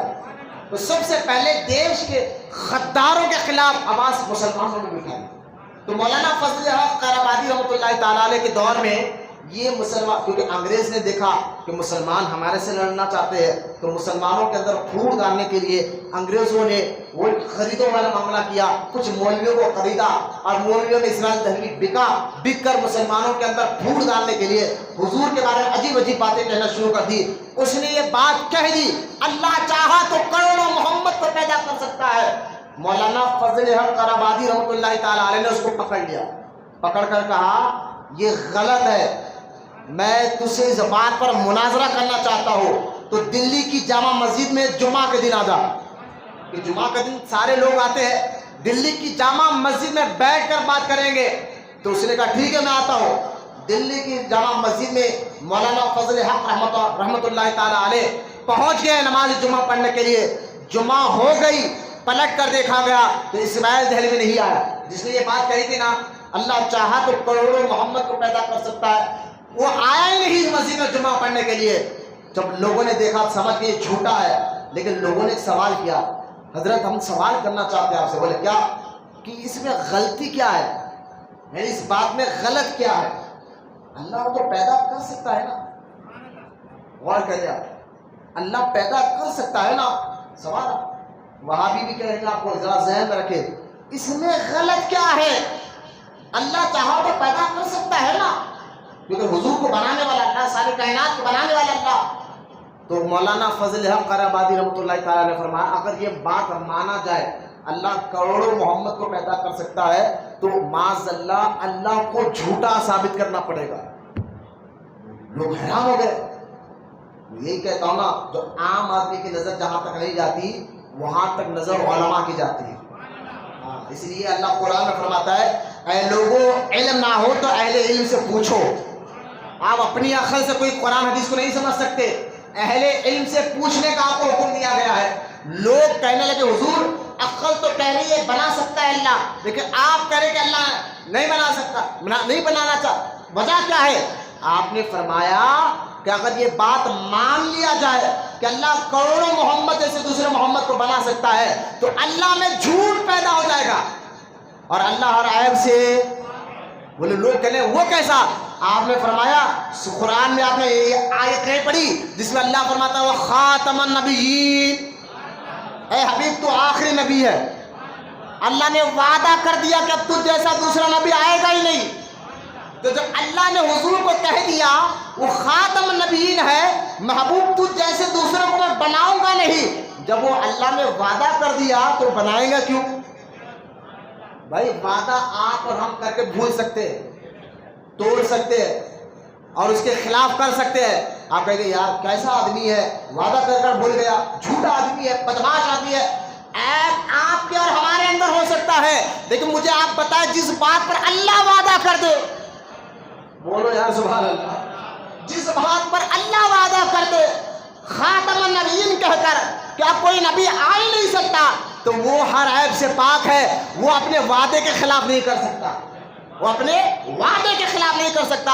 یہ مولانا فضل حق آبادی رحمۃ اللہ تعالیٰ نے فرمایا کہ اگر یہ بات مان لیا جائے اللہ کروڑوں محمد کو پیدا کر سکتا ہے تو معاذ اللہ میں جھوٹ ثابت کرنا پڑے گا، اور اللہ تعالیٰ جھوٹ سے کیا ہر عیب سے پاک ہے، اس لیے اللہ کو ہم پاک کہتے ہیں۔ یہ ساری باتیں پہلا عقیدہ ہمیں رکھنا، اعلیٰ حضرت نے فرمایا کہ اللہ ہر عیب سے، اللہ بولے اللہ ہر عیب سے پاک ہے۔ اب آئے دوسرا عقیدہ، اللہ تعالیٰ کسی کا محتاج نہیں، اللہ الصمد، اللہ کسی کا محتاج نہیں، وہ کسی چیز کی طرف کسی طرح کسی بات میں اصل ہم یا احتجاج نہیں رکھتا، یعنی اللہ کسی کا محتاج نہیں، نہ اس پر کوئی چیز ضروری ہے کہ دنیا بنانا ضرور، آسمان بنانا، نہ کسی چیز کے لیے اس پر کوئی لاگو نہیں کر سکتا۔ جیسے کہ آپ کو میں کہہ سکتا ہوں کہ جناب آپ مسلمان ہیں، آپ پر 5 ٹائم نماز پڑھنا ضروری ہے، میں یہ کہہ سکتا ہوں، لیکن اللہ پر کوئی بات ضروری، بولو نا سبحان اللہ، اللہ پر، کیونکہ اللہ کسی کا محتاج نہیں، نہ اس پر کوئی چیز ضروری ہے، نہ اس پر کوئی چیز ضروری ہے۔ یہ دوسرا عقیدہ۔ آگے بڑھے، اعلیٰ حضرت فرماتے ہیں کہ اللہ کے لیے تیسری بات کا عقیدہ یہ رکھنا ہے کہ مخلوق کی مشابہت سے منزہ ہے، اللہ مخلوق کی مشابہت سے منزہ ہے۔ مطلب کیا ہے؟ اللہ تعالیٰ مخلوق میں انسان آگے سب آگے، جو مخلوق کی مشابہت ہے اس سے اللہ پاک ہے۔ مطلب کیا کہ ہم آنکھ، کان، جسم، ہمارے باڈی بدن ہے نا، اللہ کا جسم جسمانیت سے پاک ہے، جیسا مخلوق ہے۔ اس لیے سرکار نے فرمایا اللہ کے لیے کوئی مثال نہیں دے سکتا۔ لوگوں صحابہ حضور اللہ ہے، دکھنے میں کیسا ہے، اس کی کوئی مثال دے سکتے؟ بھائی ہم آپ کی ہماری کوئی مثال دے سکتا؟ ان کی آنکھ ایسی ہے، ان کے بھویں ایسے ہیں، ان کی پیشانی ایسی ہے، ان کے ہونٹ ایسے ہیں، ان کے ناک ایسی ہے، لیکن سرکار فرماتے اللہ کے لیے کوئی مثال نہیں، کیونکہ اللہ کے جیسے ہم مخلوق ہے۔ تو اس سے پتہ چلا اللہ تعالیٰ جو چیز مخلوق میں ہے، مخلوق میں ہے، آنکھ نہیں ہے تو بندہ دیکھ نہیں سکتا، کان نہیں تو بندہ سن نہیں سکتا، زبان نہیں ہے تو بندہ بول نہیں سکتا۔ ہم آنکھ کے محتاج، کان کے محتاج، زبان کے محتاج، ناک کے محتاج، ہاتھ اور پیر کے محتاج، لیکن اللہ تعالیٰ ان تمام چیزوں سے پاک ہے، بولے محبت سے سبحان اللہ۔ اس لیے اللہ مخلوق کی مشابہت، اس کی مثال دینے سے پاک اور منزہ ہے۔ تیسرا عقیدہ۔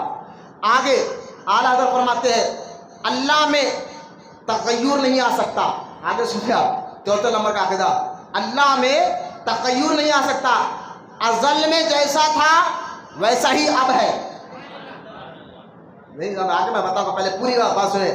ازل میں جیسا تھا ویسا ہی اب ہے اور ویسا ہی ہمیشہ ہمیشہ رہے گا، یہ کبھی نہیں ہو سکتا پہلے ایک طور پر ہو پھر بدل کر حالت پر ہو جائے، ایسا نہیں ہو سکتا۔ مطلب یہ ہے چوتھا نمبر کا عقیدہ کہ اللہ تعالیٰ پہلے جیسا تھا اب بھی ایسی ہے، ہمیشہ ایسا رہے گا۔ بھائی پہلے آپ بچے تھے، بعد میں جوان ہوئے، بعد میں بوڑھے ہوئے، بعد میں مر جائے، ہمارے اندر تبدیلی آ جاتی ہے، اور اعلیٰ اللہ میں یہ ساری چیزیں سے اللہ پاک ہے، ازل سے جیسا تھا اب بھی ایسی ہے، ہمیشہ ہمیشہ ایسا رہے گا۔ ایسا نہیں کہ پہلے کچھ تھا اب کچھ ہے اور آگے کچھ ہو جائے گا، اس میں کوئی تبدیلی آئے گی، اس میں کوئی بدلاؤ آئے گا، ایسا نہیں ہے۔ ازل میں جیسا تھا اب بھی ایسی ہے اور انشاءاللہ ہمیشہ ہمیشہ ایسا ہی رہے گا، بولے محبت سے سبحان اللہ۔ یہ اللہ کے بارے میں یقین رکھنا ہے۔ کس کے بارے میں؟ اللہ کے بارے میں عقیدے بتاؤ مسلمان کو، جب تک آپ یہ یقین اپنے دل میں نہیں بٹھائیں گے اپنی عبادت قبول نہیں ہوگی، آپ کی نمازیں قبول نہیں ہوگی۔ بنیادی بات ہے توحید باری تعالیٰ، اور وقت بھی بہت قریب آ رہا ہے میرے حساب سے، آپ توجہ سمائے۔ چوتھے نمبر کا عقیدہ۔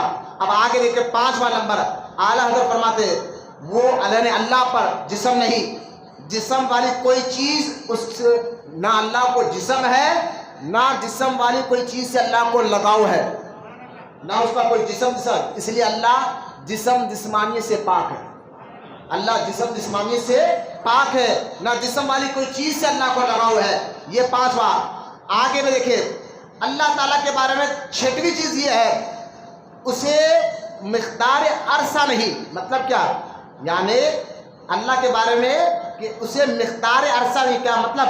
اتنا، یعنی اللہ اتنا یا اتنا کہہ سکے، لمبا چوڑا یا دلدار، موٹا پتلا، بہت تھوڑا یا نائب یا گنتی یا تول میں بڑا یا چھوٹا یا بھاری یا ہلکا، یہ تمام چیزوں سے اللہ پاک ہے. بولے یار سبحان اللہ. نہ وہ موٹا اس کو کہہ سکتے ہیں، نہ دبلا کہہ سکتے ہیں، نہ پتلا کہہ سکتے ہیں، نہ اس کو چھوٹا کہہ سکتے ہیں، نہ تول کے برابر. یہ سارے چیزوں سے اللہ بولے محبت سے سبحان اللہ. کیا عقیدے ہے. اللہ اعلیٰ حضرت کی مزار پر کروڑ رحمت نازل فرمائے. ان باتوں کو بہت آسان کر کر ہم نے سمجھا دیا ہے. اب 7واں عقیدہ دیکھیں. اعلیٰ حضرت فرماتے ہیں وہ شکل سے منزہ ہے. اللہ کو شکل نہیں، جسم جسمانیت نہیں، شکل نہیں، وہ شکل سے منزہ ہے. پھیلانا، سمٹنا، گول یا لمبا یا چوکنا یا سیدھا یا ترچا، ان تمام چیزوں سے اس میں کسی کوئی چیز کی صورت نہیں ہے. ایسی کوئی چیز اس کے اندر موجود نہیں ہے. اب آئے 8واں عقیدہ دیکھیں اللہ کے بارے میں کیا رکھنا چاہیے. اعلیٰ حضرت فرماتے کہ 8واں عقیدہ یہ ہے، ہر طرف یعنی ہر طرف سے وہ نہایت پاک ہے.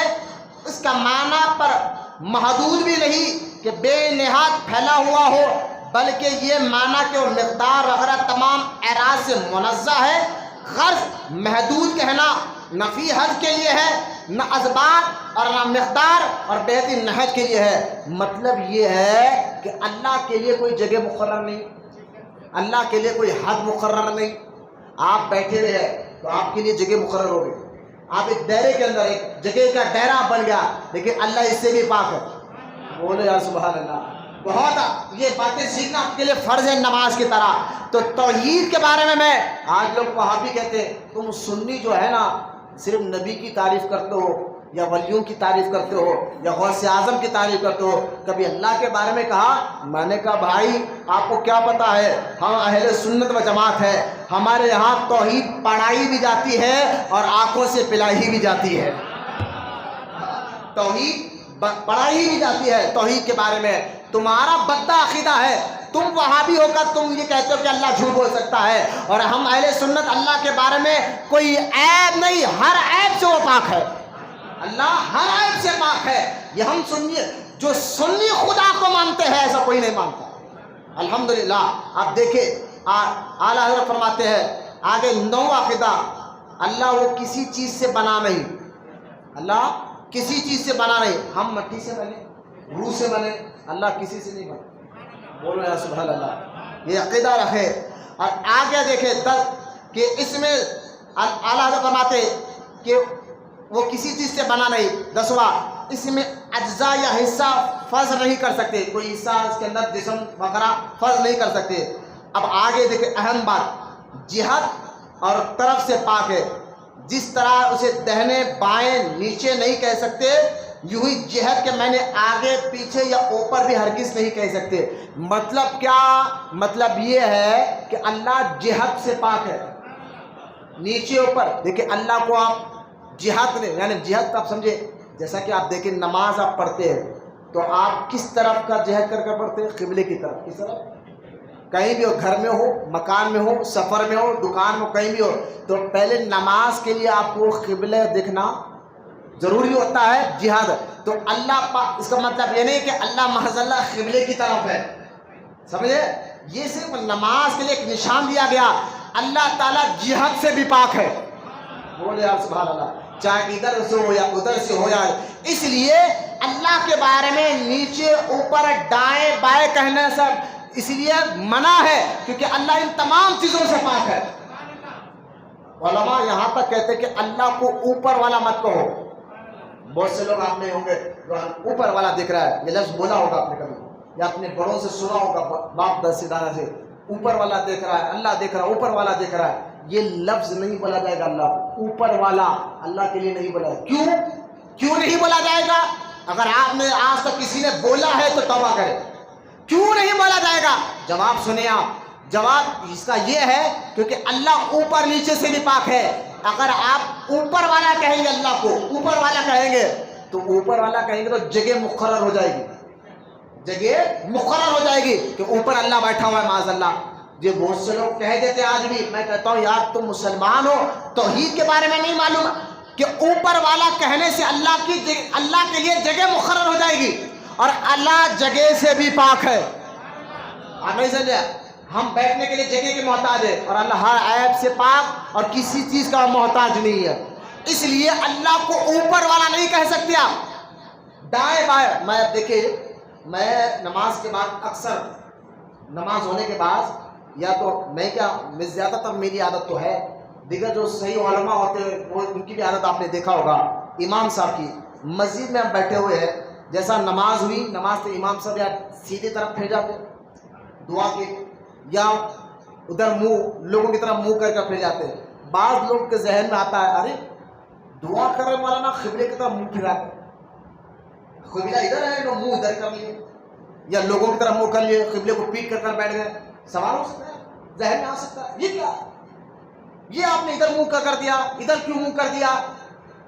پہلی بات ہے کہ ایک ہوا ہے، میں نماز عصر یا نماز ظہر کی نماز کے پڑھا کر میں ادھر منہ پھیر رہا ہوں، اور ادھر منہ کرنے کی وجہ میں بتاتا ہوں، لیکن جب سیدھے بات میں منہ کر کے دعا کرا، دعا ختم ہوئی، کالج کا بیگ لگا ہوا ہے، بچوں نے مجھے پکڑ لیا، پکڑ کر مولانا آپ سے ایک سوال کر رہا، میں نے کیا جواب ہے آپ کا، کیا سوال ہے بتایا؟ بولے آپ نے قبلے کی طرف منہ پھیر کر دعا کیوں کی؟ سوال دیکھیں وہ یہ کیا ہے، آپ قبلے کی طرف منہ کر کے دعا کرنا چاہیے، ادھر منہ پھیر کر آپ نے دعا کر دی۔ میں نے ان کو جواب دیا جناب پہلے یہ بتائیے قبلہ جو ہے نماز کا، قبلہ نماز کعبہ جو ہے نمازیوں کے لیے قبلہ ہے، نماز پڑھنے کے لیے آپ کعبے کی طرف منہ کرنا ہے، یعنی قبلے کی طرف منہ کرنا ہے۔ یہ کسی نے کہا کہ دعا کے لیے بھی یہ قبلہ ہے؟ دعا کے لیے قبلہ آسمان ہے، بولو نا سبحان اللہ۔ دعا جس طرح نماز کا قبلہ کعبہ ہے نا، نماز کا قبلہ کعبہ ہے، اس طرح دعا کا قبلہ آسمان ہے۔ اس لیے دعا کے آداب میں سے جب کوئی بندہ دعا کرے تو اپنے دونوں ہتھیلیوں کو اسٹریٹ رکھے آسمان کی طرف، بولو نا محبت سے سبحان اللہ۔ یہ دعا کا قبلہ ہے، تو دعا کے لیے ایسا نہیں کہ اللہ کو ایک طرف مانا جائے کہ اللہ ادھر ہے، ادھر نہیں ہے، ادھر نہیں ہے، نیچے ہے۔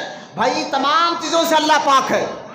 آپ ادھر منہ کر کرو اللہ سن رہا ہے، ادھر منہ کر کرو اللہ سن رہا ہے، ادھر منہ کر کہو اللہ سن رہا ہے۔ اللہ تو ہر جگہ سے سنتا ہے، اللہ ہر جگہ سے سنتا ہے۔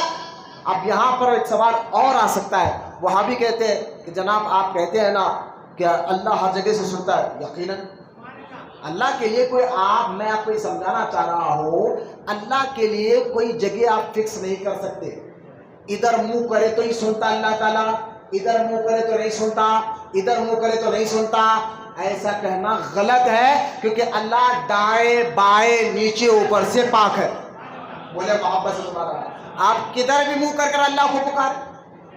نماز کے لیے شرط ہے بھائی کعبہ، دعا کے لیے نہیں، نماز کے لیے شرط ہے، دعا کے لیے نہیں۔ اور جو امام صاحب جو سیدھے بازو پھیل جاتے ہیں، میں اس کا جواب بھی آپ کو دے دیتا ہوں کہ جب ہم دعا کرتے ہیں منہ در کر دعا کرتے ہیں، کیوں کرتے ہیں؟ کیونکہ نقشے کے اعتبار سے، اگر آپ ہندوستان کا نقشہ دیکھیں گے نا، انڈیا کا نقشہ، تو نقشے کے اعتبار سے، میپ کے اعتبار سے ہمارا جو مدینہ منورہ حضور کا روضہ ہے، حضور کا روضہ پاک ہے نا، وہ نقشے کے اعتبار سے قبلے کے سیدھے بازو کا روضہ ہے۔ سمت میں کہہ رہا بھائی آپ کو چاند نہ جانا، تو آپ کہیں گے مولانا ایسا سیدھا جاؤ، یہ نقشہ ہے چاند منہ جانے کا۔ اسی طرح مدینہ پاک جانا ہے، اب قبلہ یہ ہے، قبلے کے سیدھے بازو حضور کا روضہ ہے، حضور کا روضہ ہے۔ اور قرآن میں اللہ کیا فرماتا ہے؟ اے حبیب جو تیرے در پر آ کر دعا مانگیں گے میں اس کی دعا کو قبول فرماؤں گا۔ تو ہم سیدھے منہ، ہمارا تصور مدینے کی طرف ہوتا ہے، امام کا تصور مدینے کی طرف ہوتا ہے، اس لیے سلام بھی پڑھے تو سیدھا ادھر رک کر کرتے ہیں، کیونکہ تصور میں ہم روزے رسول اللہ کو دیکھ رہے ہوتے ہیں، مدینے پر دیکھ رہے ہوتے ہیں، لہذا تصور کر لیتے ہیں تو یہ تصور میں ہم مدینے پہنچ کر دعا مانگتے ہیں، کیونکہ قرآن میں اللہ خود فرماتا ہے حبیب جو تیرے پاس آ کر مجھ کو پکارتا ہے واللہ غفور رحیم، اللہ کو معاف فرمانے والا اور رحم کرنے والا پا لیں گے۔ ایک تو یہ ہے، تو لہٰذا منہ کدھر بھی کرو اللہ سنتا ہر جگہ سے، بولو نا سبحان اللہ۔ بھائی صرف کعبہ نماز کے لیے قبلہ ہے، ایسا نہیں کہ آپ قبلے کی طرف ہی دعا کرو تو ہی دعا قبول ہوگی، ہے نا۔ آج جو مدینہ پاک جاتے ہیں نا، مدینہ منورہ میں، وہاں بھی آج دیکھ لیں، وہاں بھی نہیں کعبے کی طرف منہ کرو۔ ابے 1300 سال سے مسلمان جو ہے یہ عقیدہ مانتے ہوئے آیا کہ اللہ جہد سے پاک ہے، نیچے اوپر دائیں بائیں اس کو کیسے میں یہ کسی نے کہہ دیا کہ آپ خالی کعبے کی طرف منہ کر کے دعا مانگے تو قبول ہوگی، تو نہیں، کیونکہ اگر ایسا مانو گے تو کیا معاذ اللہ کعبے کی طرف بیٹھا ہوا ہے، اس سے بھی اللہ پاک ہے، لہذا کہیں بھی منہ کر دعا مانگو، لیکن جہاں رسول پاک کا روضہ ہے اس طرح منہ کر دعا مانگنا یہ اللہ کا حکم بھی ہے اور سارے بزرگوں کی سنت بھی ہے۔ بولا محبت سے سبحان اللہ۔ مدینے میں جب بھی کوئی مسلمان جاتے تھے آج سے 1300 سال پہلے، وہ جب دعا مانگتے تھے تو حضور کے روزے کی طرف منہ کر مانگتے۔ اب پھر یہ ایک سوال اور ایک وہابی کہتے ہیں اچھا مولانا آپ کہہ رہے کہ دعا ہر جگہ سے بیٹھ کر کرو اللہ سنتا ہے، بالکل سنتا ہے، بولو نا سبحان اللہ۔ اللہ ہر آواز کو سنتا ہے، دھیمی آواز کو بھی سنتا ہے، اونچی آواز کو بھی سنتا ہے، جو دل میں چل رہا ہے وہ بھی سنتا ہے، جو دماغ میں چل رہا ہے وہ بھی سنتا ہے، بولو یار سبحان اللہ۔ اللہ کی محبت میں ولی ہے، اللہ کے لیے ولی محبت سے سبحان اللہ۔ بزرگان نے فرماتے جب تک اللہ نہ چاہے نا بندہ میرا نام لے، جب تک بندہ اللہ کا نام لے ہی نہیں سکتا، جب اللہ چاہتا ہے کہ میرا بندہ میرا نام لے تبھی تو اس کے نام سبحان اللہ نکلتا ہے۔ اب عقل مند کو اشارہ کافی میں نے آپ کو بتا دیا ہے کہ اب اللہ چاہتا ہے تبھی تو بندہ اس کا نام لیتا ہے۔ آپ اللہ کا نام لیتے رہیں گے، میں توحید کے بارے میں بتا رہا ہوں، اللہ کے بارے میں یقین کیسے رکھنا ہے یہ سمجھا رہا ہوں آپ کو۔ اللہ جہد سے پاک ہے، ادھر ادھر دائیں بائیں آگے پیچھے سے اللہ پاک ہے، دعا کدھر بھی منہ کر کہو اللہ سننے والا ہے، یہ ذہن میں رکھے۔ اب سوال یہ اٹھتا ہے، وہاں بھی کہتے ہیں اچھا مولانا آپ نے بات کلیئر کر دی، بولے کیا؟ ہم درگاہ والوں کو پوچھتے ہیں، درگاہ جانے والوں کو کہ بھائی درگاہ کیوں جا رہے ہیں، تو لوگ جواب دیتے ہیں ہمیں بھائی درگاہ ایسے ہی جا رہے ہیں ہم کہ وہاں بیٹھ کر ہم ولی سے نہیں ان کے وسیلے سے اللہ سے مانگتے ہیں، دعا کرتے ہیں۔ بولے ہاں دعا کرتے ہیں، تو مولانا اب وہاں بھی کہتے ہیں آپ کو ذہن میں آئے گا جب اللہ سے دعا مانگتے ہیں درگاہ میں بھی جا کے ہی اللہ سے مانگتے ہیں، ان کے وسیلہ لے کر اللہ سے مانگتے ہیں، اور آپ کہہ رہے کہ اللہ تو ہر جگہ سے سنتا ہے، تو آپ کو درگاہ جانے کی کیا ضرورت ہے؟ شہد میں کوئی زہر دے سکتا آپ کو درگاہ جانے کی ضرورت کیا ہے؟ جب آپ یعنی ہر مسلمان کا یہ ماننا ہے کہ اللہ ہر جگہ سے سنتا ہے، کہیں سے بھی مانگو اللہ سنتا ہے، تو جب اللہ ہر جگہ سے سنتا ہے کہیں سے بھی مانگو، گھر میں بیٹھ کر دعا مانگو اللہ سنتا ہے، مکان میں بیٹھ کر دعا مانگو اللہ سنتا ہے، آپ بازار میں بیٹھ کر دعا مانگو اللہ سنتا ہے، سفر میں چل رہے ہو دعا مانگو اللہ سنتا ہے، گاڑی پہ ہو دعا مانگو اللہ سنتا ہے، ٹرین میں ہو، جہاز میں ہو، پلین میں ہو، جہاں کہیں بھی ہو، جہاں سے بھی اللہ کو دعا مانگو اللہ سنتا ہر جگہ سے ہے۔ جب اللہ ہر جگہ سے سنتا ہے درگاہ جانے کی کیا ضرورت ہے؟ کسی ولی کے آستانے میں جانے کی ضرورت کیا ہے؟ تو اب اس کا جواب بھی آپ کو آنا چاہیے، اس لیے تو میں آپ کو آ رہا ہوں۔ اس کا جواب یہ ہے، آپ کہنا یقیناً اللہ سنتا ہر جگہ سے ہے، کہیں سے بھی دعا مانگو اللہ سنتا ہر جگہ سے ہے، لیکن راضی ہر جگہ سے نہیں ہوتا۔ سنتا ہر جگہ سے ہے، راضی ہر جگہ سے نہیں ہوتا۔ مطلب کیا ہے؟ ارے بھائی دعا کہیں سے بھی مانگو سنتا ہے، لیکن ولیوں کے آستانے میں آ کر ٹھہر کر مانگو وہ سنتا بھی اور راضی بھی ہو جاتا ہے، وہ فوراً۔ اس کی دلیل کیا ہے؟ میں نے کہا دیکھو جب تک مسلمان کعبے کو جائے خالی کعبے کا طواف کر لے کیا اس کا حج پورا ہو جائے گا یا اس کا عمرہ پورا ہو جائے گا صرف کعبے کا طواف پورا کرنے سے؟ نہیں ہوگا۔ کیوں؟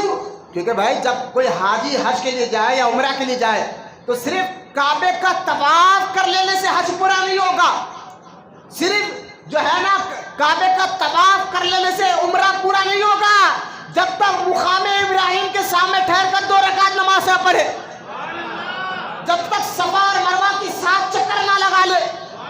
میں نے کہا یہ بات صحیح ہے یا غلط ہے؟ کہا صحیح ہے۔ میں نے کہا مقام ابراہیم ہے کیا؟ صفا اور مروہ ہے کیا؟ کعبہ بھی تو اللہ کا گھر ہے، لیکن مقام ابراہیم کیا ہے؟ ارے مقام ابراہیم اللہ کے نبی کے ختموں کے نشان ہے، ختموں کے نشان ہے۔ دیکھیں اللہ کے محبوب بندوں کے ختموں کے نشان ہے۔ اللہ فرماتا ہے حبیب جو میرے گھر کی زیارت کے لیے آئے، جب تک اس کی زیارت قبول نہیں کرو گا جب تک وہ مقام ابراہیم کے پاس 2 رکعت نماز نہ پڑھ لے۔ 2 رکعت، ارے بھائی کعبے کی ہر جگہ مقدس، میں کہوں گا بھائی میں مقام ابراہیم کے سامنے کیوں نماز پڑھوں؟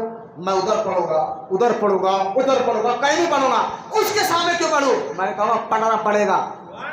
کیوں؟ قرآن میں اللہ کا حکم ہے، قرآن میں اللہ کا حکم ہے تمہیں پڑھنا پڑے گا۔ میں نے کہا کیوں حکم ہے؟ کیونکہ اللہ کو اپنے محبوب بندوں تو دور کی بات ہے، اللہ کو اپنے محبوب بندوں کے ختموں کے نشان سے بھی محبت ہے۔ جب اللہ تعالیٰ کو اپنے محبوب بندوں کے ختموں کے نشان کی بھی اللہ عزت رکھتا ہے، تو جہاں اللہ کے محبوب بندے خود قبر میں آرام کر رہے ہو، جہاں اللہ کے محبوب بندے خود قبر میں آرام کر رہے ہو، وہ جگہ دعا کے لیے کیسے قبولیت کی جگہ نہیں ہو سکتی؟ اس لیے ہم بزرگوں کے آستانوں پر آ کر وہاں ٹھہر کر دعا مانگتے ہیں، اور جو دعا مانگتے ہیں اللہ ان کے وسیلے سے سنتا بھی ہے اور راضی بھی ہو جاتا ہے۔ میں یہ جواب بہت دور سے آپ کو سمجھانا چاہتا، اللہ ہر جہت سے پاک ہے، اللہ جہت سے، اس لیے اللہ کو اوپر والا نہیں کہہ سکتے، لہذا یہ لفظ اگر کسی نے کہا تو توبہ کرے، اوپر والا کہیں گے تو اللہ کے لیے جگہ مقرر ہو جائے گی، اور اللہ جگہ سے پاک ہے، اللہ جگہ سے، کیونکہ یہ اللہ کے بارے میں عقیدے بتا رہا ہوں میں جو اعلیٰ حضرت نے گنوائے ہیں۔ آگے دیکھیں اعلیٰ حضرت فرماتے ہیں اللہ جہت سے پاک ہے۔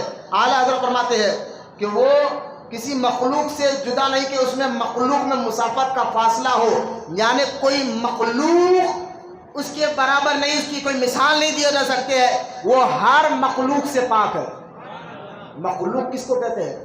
جو پیدا ہو جائے، جو پیدا ہو جائے وہ مخلوق، جو چیز پیدا ہو جائے، بیٹھ جاؤ بیٹا، بیٹھا ہوں میاں، جو پیدا ہو جائے، میں توجہ کریں، مخلوق کس کو کہتے ہیں؟ خالق وہ جو پیدا نہیں ہو سکتا، لم یلد ولم یولد ہے، اور جو پیدا ہو جائے وہ خالق نہیں ہو سکتا، یعنی مخلوق وہ جو پیدا ہو جائے۔ اللہ کرے یہ بات آپ کو سمجھ میں آ جائے میں کہنا کیا چاہتا ہوں، وقت صرف 5 منٹ باقی رہ گئے، توجہ فرمائیں۔ مخلوق وہ جو پیدا ہو جائے، اور جو چیز پیدا ہو جائے وہ خدا نہیں ہو سکتا، اور جو خدا وہ جو پاک ہے پیدا ہونے سے بھی۔ لہذا ہم میلاد النبی، جو لوگ کہتے ہیں میلاد کرنا شرک ہے، میں اسے کہو میلاد کرنا شرک نہیں بلکہ شرک کی جڑوں کو کاٹ دیتا ہے۔ کیوں؟ کیونکہ ہم نبی کے پیدائش کی خوشی مناتے ہیں، نبی کے پیدا ہونے کی خوشی مناتے ہیں، اور یہ خود مانتے ہیں کہ جو چیز پیدا ہو جائے وہ خدا نہیں ہے۔ ہم تو حضور کے پیدائش پر خوشی منا کر یہ لوگوں کو بتاتے ہیں نبی پیدا ہوا، معاذ اللہ خدا نہیں، نبی پیدا ہوا، اس کے محبوب پیدا ہوئے، اس کے بندے پیدا ہوئے۔ تو میلاد میں ہم پیدائش کی خوشی منا کر یہ کہتے ہیں کہ ہم نبی کو خدا نہیں مانتے، نہ وہ خدا ہے۔ نبی کے بارے میں کیا عقیدہ ہے؟ نہ ہمارا نبی خدا ہے، نہ خدا کے برابر ہے، نہ اس کے بیٹے ہیں، نہ وہ خدا ہے، نہ خدا کے برابر ہے، نہ اس کے بیٹے ہیں، اور نہ ہماری طرح ہے، نہ ہماری طرح ہے۔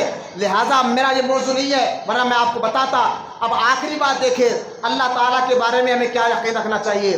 اللہ کے لیے 14واں عقیدہ، اس کے لیے مکان اور جگہ نہیں۔ اللہ کے لیے مکان اور جگہ، آپ کہہ رہے کہ مسجد اللہ کا گھر، آپ نے سنا مسجد کیا ہے؟ مسجد کیا ہے؟ اللہ کا، یہی سنا نا آپ نے، بات درست بھی ہے، حدیثوں میں بھی آیا ہے، قرآن میں بھی ہے کہ مسجد اللہ کا گھر ہے۔ مطلب کیا؟ مطلب یہ نہیں کہ معاذ اللہ اس گھر میں اللہ رہتا ہے، ایسا مطلب نہیں ہے۔ مطلب یہ ہے کہ یہ مسجد وہ جگہ ہے جہاں بندہ آ جائے مسجد میں گویا وہ اللہ کے قریب ہو جاتا ہے۔ اللہ کے قریب ہونے کا ذریعہ مسجد ہے. یہ مساجد اللہ کے قریب ہونے کا ذریعہ ضرور ہے، لیکن اس کا مطلب یہ نہیں ہے کہ مسجد میں اللہ رہتا ہے، کیونکہ اللہ کا گھر، سارے مساجد اللہ کے گھر ہے، لیکن اللہ کے لیے گھر نہیں. اللہ گھر سے بھی پاک ہے، یعنی جگہ نہیں، گھر نہیں، مکان نہیں، لا مکان میں رہتا ہے، لا مکان میں رہتا ہے. اب آخری دیکھیں اللہ تعالیٰ کے بارے میں آخری بات حضرت فرما اللہ کے بارے میں جاننا ضروری. کیا 15ویں بات، اٹھنے بیٹھنے اترنے چڑھنے چلنے پھرنے، یہ تمام عوارض جسم جسمانیت سے اللہ پاک ہے. بولے محبت سے سبحان اللہ. یہ سارے عقیدے میں آپ کو ایک ایک گنوا رہا ہو، سارے عقیدے آپ کو ایک ایک گنوا رہا ہو. اب آل جو ہے یہ سارے باتیں آپ کو اچھی طرح توحید کے بارے میں جاننا ضروری تھا، جو میں آپ کے سامنے رکھا ہوں. درود پاک پڑھے. میں آخری بات بتا کر بات ختم کر رہا ہوں توحید کے بارے میں. اب آئے جو آخری بات جو آپ کو سمجھانا ہے، توحید کے 4 مرتبے ہیں. کیا میں انشاءاللہ کیونکہ وقت ختم ہو گیا، میں آنے والے جمعہ اللہ زندگی رکھا گا تو اسی موضوع کو میں دوسری ٹاپک میں لاؤں گا، جس کو سننا ہے سمجھنا اور جلدی پونے 1 تک آ جائے تاکہ بات ہماری آسانی سے سمجھ جائے. جو بیچ میں آ رہے ہیں بچے، میں کہوں گا ہمارے اس چینل کے ذریعے جو بیان ریکارڈ ہو رہا ہے اس چینل کو ضرور آپ لیں، اور اس پر توحید کے بارے میں جو باتیں میں نے شروع سے کر رہا ہوں یہ ساری باتیں انشاءاللہ اپلوڈ ہو جائیں گی انٹرنیٹ پہ. اس کو سیکھنا آپ کے لیے ضروری ہے، نماز کی طرح فرض ہے سیکھنا. لہٰذا توحید کے 4 مرتبے اللہ کے بارے میں. پہلا مرتبہ، اب دیکھیں اللہ پہلا توحید کا پہلا مرتبہ، اللہ پاک کے سوا کسی کو واجب الوجود نہ سمجھنا. پہلا یقین رکھو اللہ واجب الوجود ہے. مطلب کیا واجب الوجود کا؟ کچھ بچے ایسے بیٹھے جو الحمدللہ جو مدرسے میں جانے والے ہیں، جو علماء کی صحبت میں وہ بات سمجھ جا سکتے ہیں کہ اللہ کو واجب الوجود جاننا ضروری ہے پہلی چیز. تو لیکن آپ کہیں گے مولانا واجب الوجود کا مطلب کیا؟ یہ مطلب ہمیں سمجھ میں نہیں آیا. تو آپ سنیں، واجب الوجود کا مطلب ہے کہ اللہ ہے، خود سے ہے. بولو اللہ سبحان اللہ.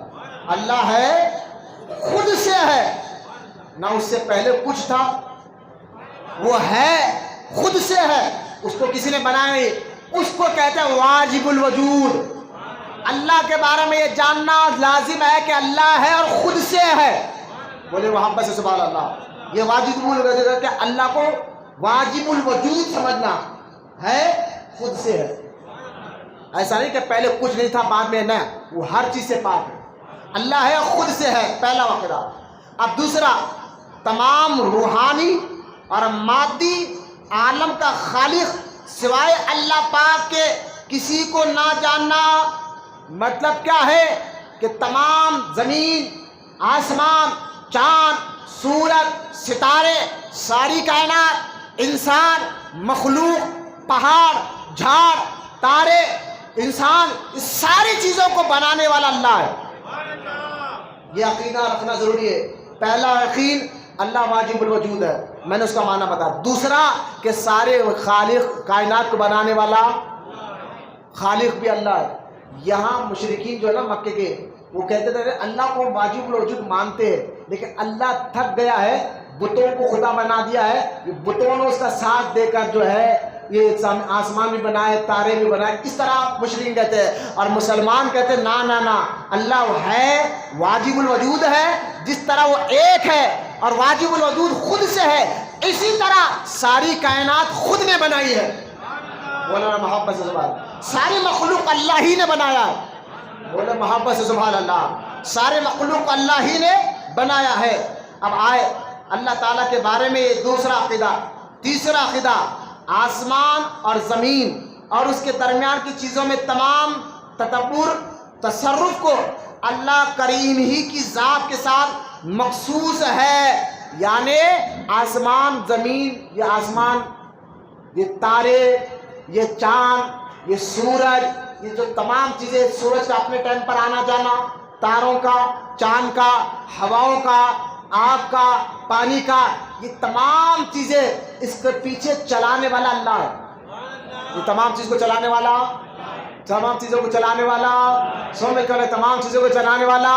یہ توحید کے بارے میں بتا رہا ہوں. اس تمام کائنات میں تصرف قدرت کا ہی ہے. یعنی رب کیا ہے کسی اور کا نہیں ہے، یہ بھی آپ کو یقین لگا. اب چوتھا آخری بات کہ اللہ پاک کے سوا کسی کو عبادت کے لائق نہیں سمجھنا. اللہ کے علاوہ کوئی کسی کو عبادت کے لائق، کسی کو عبادت کے لائق. آپ یہ آستانے میں ہم آتے ہیں، سمجھ گئے؟ 4 عقیدے توحید کے 4 مرتبے میں نے بتایا. ایک اللہ کو واجب الوجود سمجھو، دوسرا ساری کائنات بنانے والا ہی اللہ ہے، تیسرا ساری کائنات کو چلانے والا بھی اللہ ہے، چوتھا اسی کی ہم عبادت کرتے ہیں. اب مجھے بتائیے، جب یہ سارے کھل کر عقیدے ہم اہل سنت آپ کو بیان کر رہے ہیں، اب مجھے بتائیے اولیاء کا آستانہ ہے بزرگان دین، یہاں پر کیا ہوتا ہے؟ آپ کہیں گے یہاں شرک کہتے کس کو ہے؟ کسی اللہ کے علاوہ کسی کو واجب الوجود مان لے. لیکن ہم بزرگان دین کے آستانے میں آتے ہیں نا تو وہاں زیارت ہوتی ہے. وہاں کیا ہوتی ہے؟ زیارت. اور عبادت مسجد میں ہوتی ہے. زیارت اور عبادت میں فرق ہے.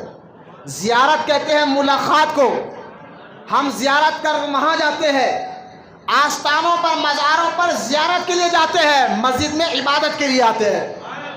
تو یہ کہنا کہ درگاہ میں جا کر شرک ہو رہا ہے، ارے بابا وہ شرک نہیں، وہ زیارت کی جگہ ہے، عبادت کی جگہ اللہ کے گھر ہے، مساجد ہے. اس فرق کو ذہن میں بتایا، زیارت کی جگہ اور ہے، عبادت کی جگہ اور ہے. انشاءاللہ میں آپ کو شرک کہتے کس کو ہے اللہ کے بارے میں ابھی تک میں نے بتایا. یہ تمام چیزوں کو غور فرمائے، یاد رکھیں. اللہ جسم جسمانی سے پاک ہے، یہ بھی ذہن میں رکھے. اللہ اوپر نیچے دائیں بائیں سے پاک ہے، یہ بھی ذہن میں رکھے. اللہ کے لیے کوئی جہد نہیں، اللہ کے لیے جسم نہیں، جسمانیت نہیں، جگہ نہیں، یہ بھی ذہن میں رکھے. اور یہ بھی یاد رکھے وہ واجب الوجود ہے، خود سے ہے. وہ واجب الوجود ہے، خود سے ہے. ساری کائنات کو اسی نے بنایا ہے، اسی کے اوپر ساری کائنات چل رہی ہے، ہم اسی کی عبادت کرتے ہیں. یہ توحید کے بارے میں چند باریک باتیں اور بے دلائل کے ساتھ میں نے شروعات میں دیا ہے. اگر قرآن حدیث سے ہٹ کر بھی رب کو سمجھنا چاہے تو یہ زمین آسمان میں کئی ایسے نشانیاں ہیں کہ اللہ کے ایک ہونے اور اللہ کے ہونے کی دلائل دیتے ہیں. اللہ ہے، اس کے لیے زمین آسمان بھی دلائل ہے، چاند سورج بھی دلائل ہے. یہ ساری باتیں میں نے آپ کے سامنے رکھی. انشاءاللہ اللہ اگر زندگی رکھا تو آنے والے جمعہ میں آپ کو بتاؤں گا شرک کہتے کس کو ہے. جو لوگ ہمیں کہتے ہیں فاتحہ دلا دیا شرک ہو گیا، یا غوث کہہ دیا شرک ہو گیا، یا غریب نواز کہہ دیا شرک ہو گیا، میں انشاءاللہ اللہ زندگی رکھا تو آنے والے جمعہ میں بتاؤں گا شرک کہتے کس کو ہے، شرک کا صحیح معنی کیا ہے، مفہوم کیا ہے، مطلب کیا ہے، اور حضور نے شرک کے بارے میں کیا کیا ارشاد فرمایا ہے. اللہ زندگی رکھا تو آنے والے جمعہ میں آپ کے سامنے رکھوں گا. ضرور آپ اللہ میں تشریف لے کر آئے. 12:45 سے میں بیٹھ جاتا ہوں. کوشش کرے جلد سے آنے کی. اللہ ہمیں جلد آنے کی توفیق عطا فرمائے. اللہ کی بارگاہ میں دعا اللہ ہم تمام کو کہنے سننے سے زیادہ عمل کی توفیق عطا فرمائے. یا اللہ جتنے لوگ بوڑھے بچے نوجوان بیٹھے ہیں ان کے بیٹھنے کو قبول فرما. ان کو جو ہے مولا سچا عاشق رسول بنا. ان کی نسلوں میں قیامت تک عاشق رسولوں کو پیدا فرما. اے مالک و مولا ہمارے دلوں کو اپنی طرف پھیر لے. یا اللہ ہمارے دلوں کو اپنی طرف پھیر لے. وہ کام لے جس سے تو تیرا حبیب راضی ہوتے ہو. یا اللہ نیکیوں سے محبت عطا فرما، گناہوں سے نفرت عطا فرما. مالک و مولا جو توحید کے بارے میں، تیری ذات اور صفات کے بارے میں جو باتیں میں نے کی مولا اس کو قبول فرما. اس پہ یاد رکھنے، اس پہ عمل کرنے، اسے دوسروں تک پہنچانے کے لیے اللہ ہمیں توفیق عطا فرما. ہم تمام کی عبادتوں کو اپنی بارگاہ میں قبول فرما. جو مسلمان بیمار ہے صحت عطا فرما، جو بے روزگار ہے رزق حلال عطا فرما، جو بے اولاد ان کو نیک اور صالح اولاد عطا فرما. جن کے گھروں میں شادی کے لیے لڑکیاں بیٹھے مولا ان کو غیب سے سنتوں بھرے رشتے عطا فرما. یا اللہ ہم تمام کی دعاؤں کو رحمت کونین صلی اللہ علیہ وسلم کے صدقے میں، سرکار غوث پاک رضی اللہ تعالیٰ عنہ کے صدقے توفیل میں ہم سب کی دعاؤں کو قبول اور مقبول فرما. وما علینا الا البلاغ والحمد للہ.